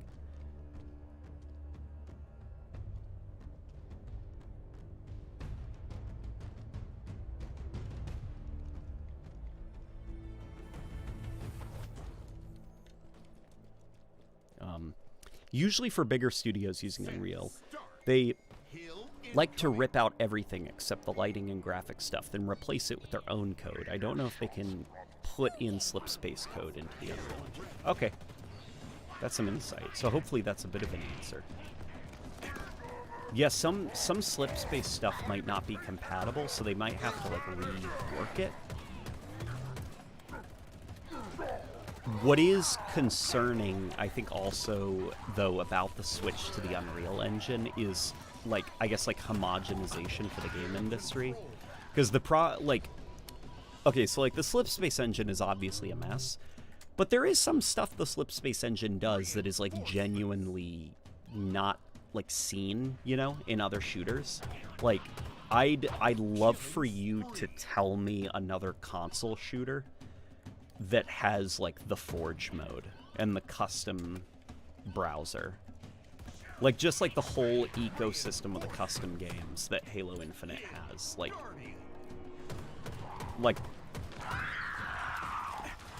and then even just, like, when you've opened up Forge mode, like, the tools that you have access to, like, other console games that are first-person shooters that have that.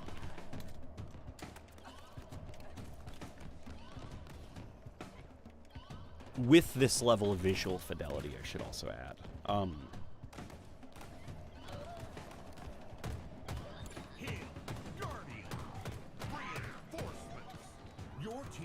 And if they were to switch, those are things that make the Slipspace engine special.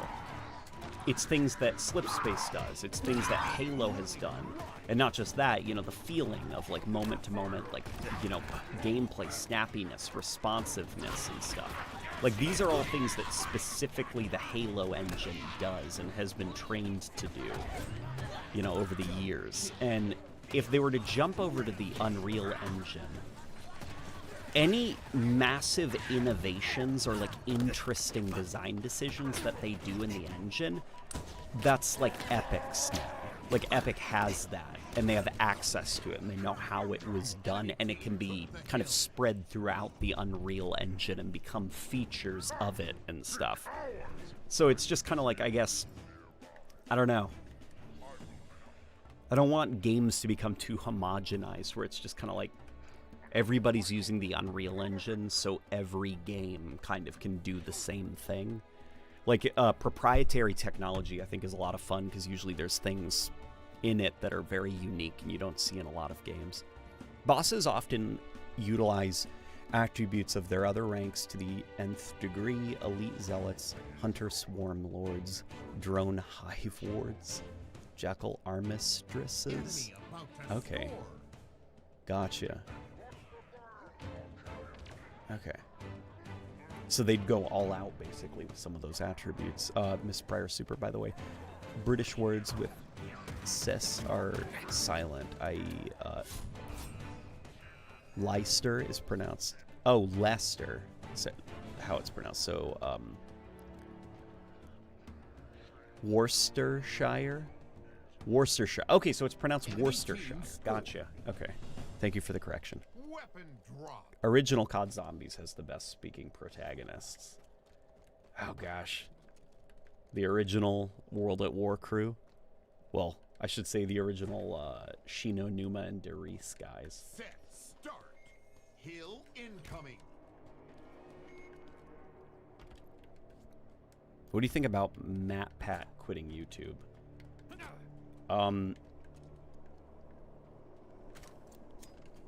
That guy, love him or hate him, he was part of YouTube for ages. And now he's moving on to new ventures, and I admire him.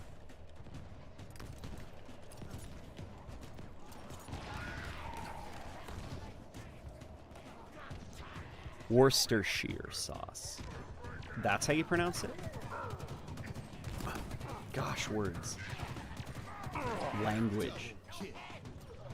Specifically the written language of English. The Queen's English, as some people call it.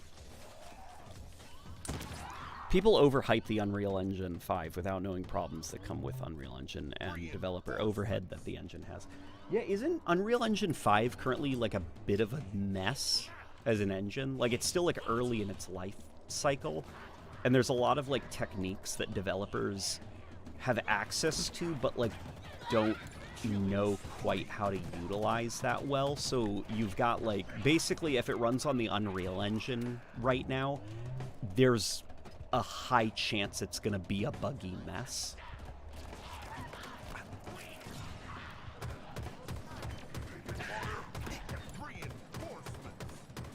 You know, like, there's all this promise of like the Unreal Engine would be able to do this and that, and so far all the Unreal Engine games that I've dipped, Unreal Engine 5 specifically, that I've dipped my toe into have been like disasters, like technically, or even just like visually. Like I played Immortals of Avium, had a trial, and it is the ugliest game I think I've ever seen running on my Xbox Series X. It looks like someone smeared Vaseline over the screen. There isn't a single thing that is ever in focus in that game. I would prefer if that game just ran at a lower resolution than that bizarre upscaling thing that it does, because at least a lower resolution would be like a stable image, you know? Hell, I'd prefer they just locked that game to 30 FPS so it could have a higher resolution. Like, it just, Immortals of Avium is so ugly.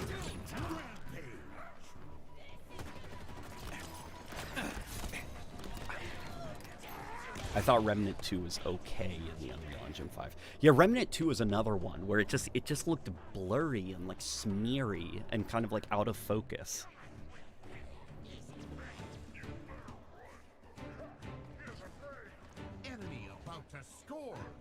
Spec Ops combine attributes as well, just not to an extreme degree, though they make up for it with frighteningly efficient and synergized teamwork. Okay, so they like work together more, kind of like Fear's AI. The game runs at 720p upscaled using FSR. Yeah, that's like 720p upscaled to like close to 4K. That's not enough. It's like not enough pixels to be able to do something that looks convincingly high resolution.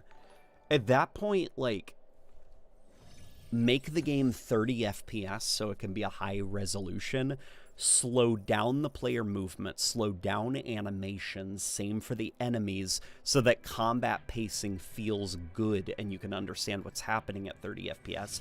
And if there has to be a 60 FPS mode, say it's gonna be 720p, that's what you're getting, you know? Uh-oh. I think Halo Infinite crashed. Oh, no, it's good. Okay.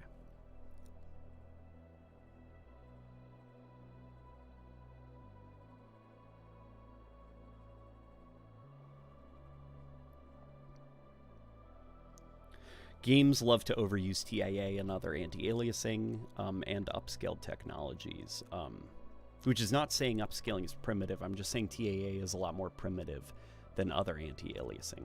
Well, TIA is like actually like fairly advanced as far as like an anti-aliasing feature goes, and it's more like performance cost efficient. Like, the game can run better with TAA than something like MSAA, if I remember right. That's why largely games have stopped using MSAA. And there are certain situations where, like, TAA could provide a cleaner visual experience. It's all about the balance, though. And definitely, unfortunately, a side effect of TAA is that you get, anytime something moves, you have ghosting. You know, you can see the after image of something moving. And for Halo Infinite, you can see it. If your gun passes over a shadow, you can see on the shadow for a couple of frames, like a ghost gun. Because it's the previous frames ghosting and kind of leaving an after image. And, you know, it also doesn't help that Halo Infinite, like, if you freeze, it looks very sharp. But once you start moving, it gets kind of, like, a little bit blurry looking. Like, things kind of look out of focus. Not hugely out of focus, but just subtly. Just subtly.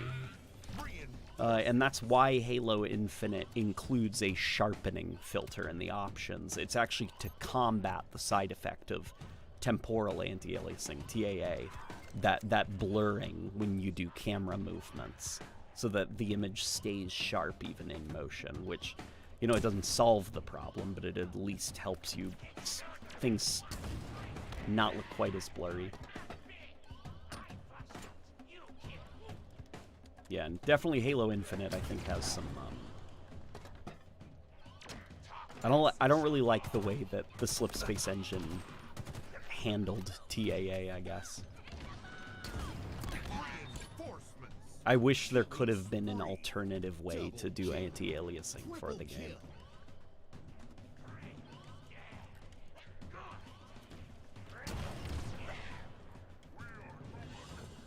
I recently been playing Elden Ring. Elden Ring's a good game.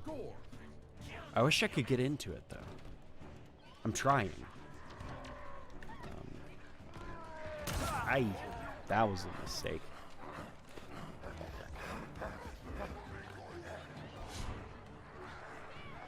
Enemy team took the hill.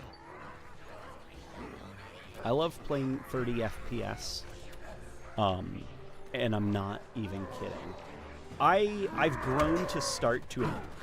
I've learned to actually appreciate the presentation value of a good, strong 30 FPS game. Like, I'm not talking like 30 FPS like classic Halo, because that was like 30 FPS with bad frame pacing and a super narrow field of view. But I'm thinking kind of like Spider-Man on the PS4, where that was 30 FPS, but thanks to the motion blur and just how carefully paced each of those frames was, you probably wouldn't have noticed because the image looked so smooth and the animations all being designed around 30 FPS. So you never have like enemies moving far too quickly, you know, for you to keep up with. Like, enemies move sluggish enough that with the 30 frames every second that you have, you can always track where people are and where they're going. And just, yeah, Spider-Man for the PS4, that was like a fantastic 30 FPS game. The Gears of War games, I think, also really benefit from 30 FPS. At least the older ones, because I think combining the cover shooting, screen shaking, motion blur, and all that with 30 FPS and all the smoke everywhere, you get a very, like, war film-like presentation. And, you know, gameplay is slow enough, because it's a cover shooter, that you don't feel, like, motion sick.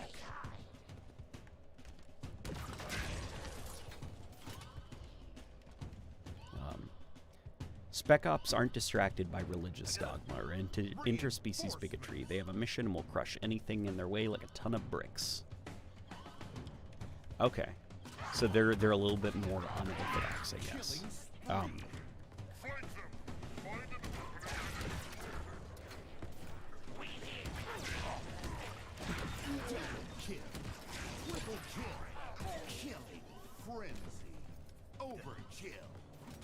If my game is under 120 FPS, I am not having it.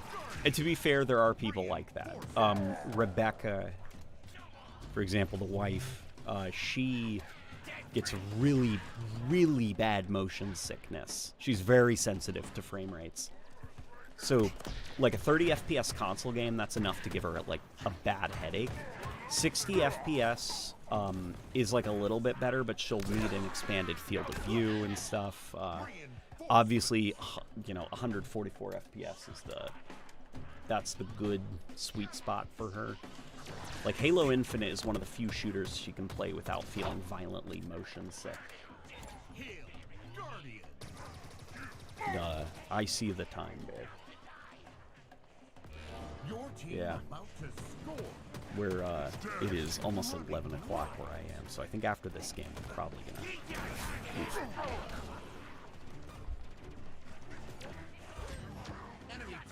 Hey, Late Night. Do you think that the Halo 4 beam rifle looks more like a beefed up version of the focus rifle instead of a beam rifle? Yes, I've thought that for a very long time. I'm glad I'm not alone.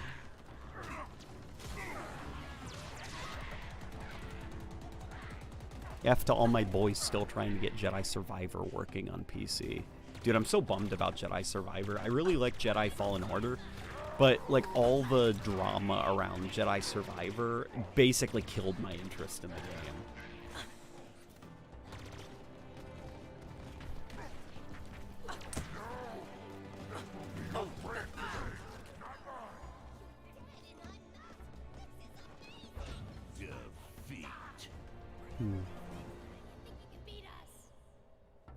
Using FPS boost in Gears 3 feels wrong, and 30 feels like butter, but Battlefield 1 with higher FPS can scale with it. Well, Battlefield 1 is already a game that was designed around a high frame rate, so bumping that frame rate up even higher, you're good to go. But certain games like, you know, Gears that are designed for 30 FPS, I feel like they're fine at 30 FPS. Same with like Destiny. I think the original Destiny is fine at 30 FPS. Oh, wow. Hang on. Yeah, there's a couple of... Here. So, yeah, those are the 8 ranks. What you think? Before you told me, I was worried that there would be, like, role overlap. But after you've given me examples of what you were thinking about, I'm like, oh, that's actually great. Because it's like similar... Like, some are close range enemies, but they're not close range in the same way. And what they bring to combat is actually very different. Like, it's not just melee enemy, you know?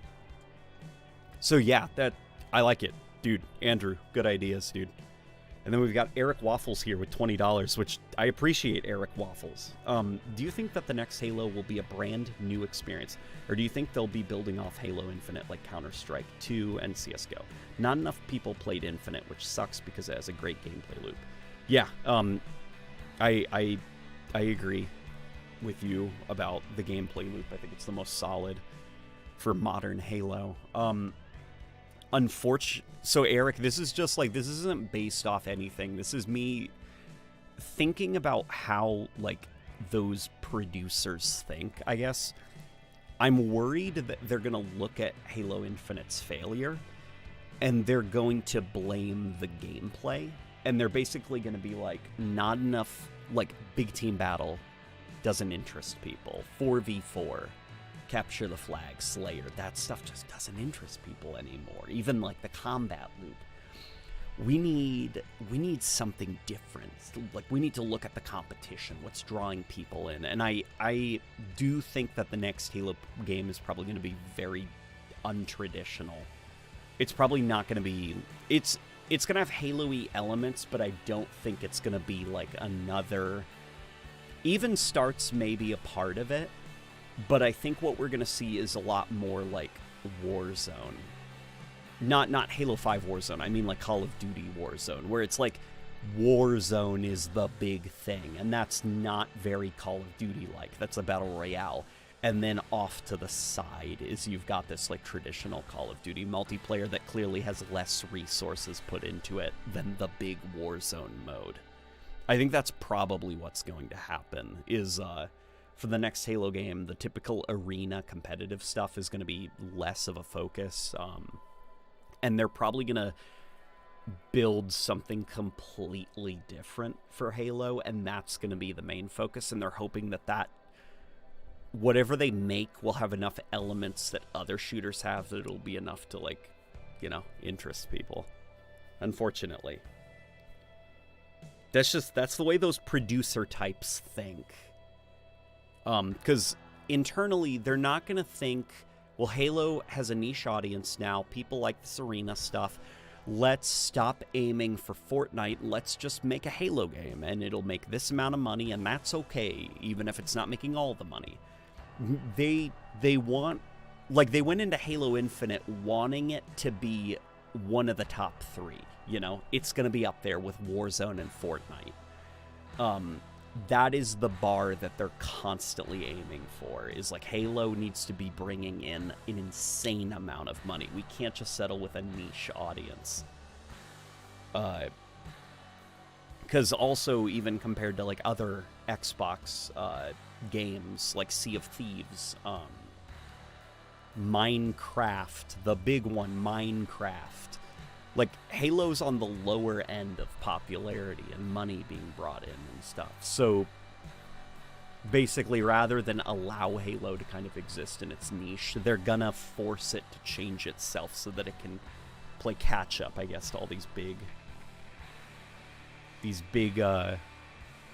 franchises. And that's just like, even though that's not the answer I want to give, that's what I think is gonna happen. And so because I'm at peace with that, I'm bracing for it, and I am willing to play ball with whatever the next Halo game is going to be. I know it's not going to be the direction I would have taken Halo in, so in order for me to continue to like Halo and to stop being mad, I'm just going to be okay with the next Halo game not being what I would have done, and just be like, okay, well, what is it then? How can I have fun in it? Yeah, hopefully that was a good answer, though. All right, guys, that does it for me. It's now 11 o'clock. I need to get ready for bed. Yeah, thankfully we always have the old games, Eric Waffles said. Yeah, we will always have those old games. Thankfully the MCC is around, and people are getting those old 360 servers for those classic Halo games working. Hopefully we can find a way to, like, rip those Halo games out of the MCC as well, and make kind of like Project Cartographer style restorations of those old games, you know? Like, I'd love to see Halo Reach, Halo 4, and Halo 3 kind of decoupled from the MCC and their old UI restored via modders, and then kind of like going forward you can download this client that turns it into kind of like a local version of that 360 experience with all the quality of life features you'd expect, like, you know, uncapped frame rates, FOV sliders, and stuff. That's what I'm hoping happens with MCC on PC, but yeah. Alrighty, guys. I shall see you all later. Thank you all for joining. Oh, Andrew says, on a final note, you also have rank commutators, cosmetic variations of existing ranks for narrative context. I'd love that. Like honor guards and stuff. Yeah. Yeah, good stuff.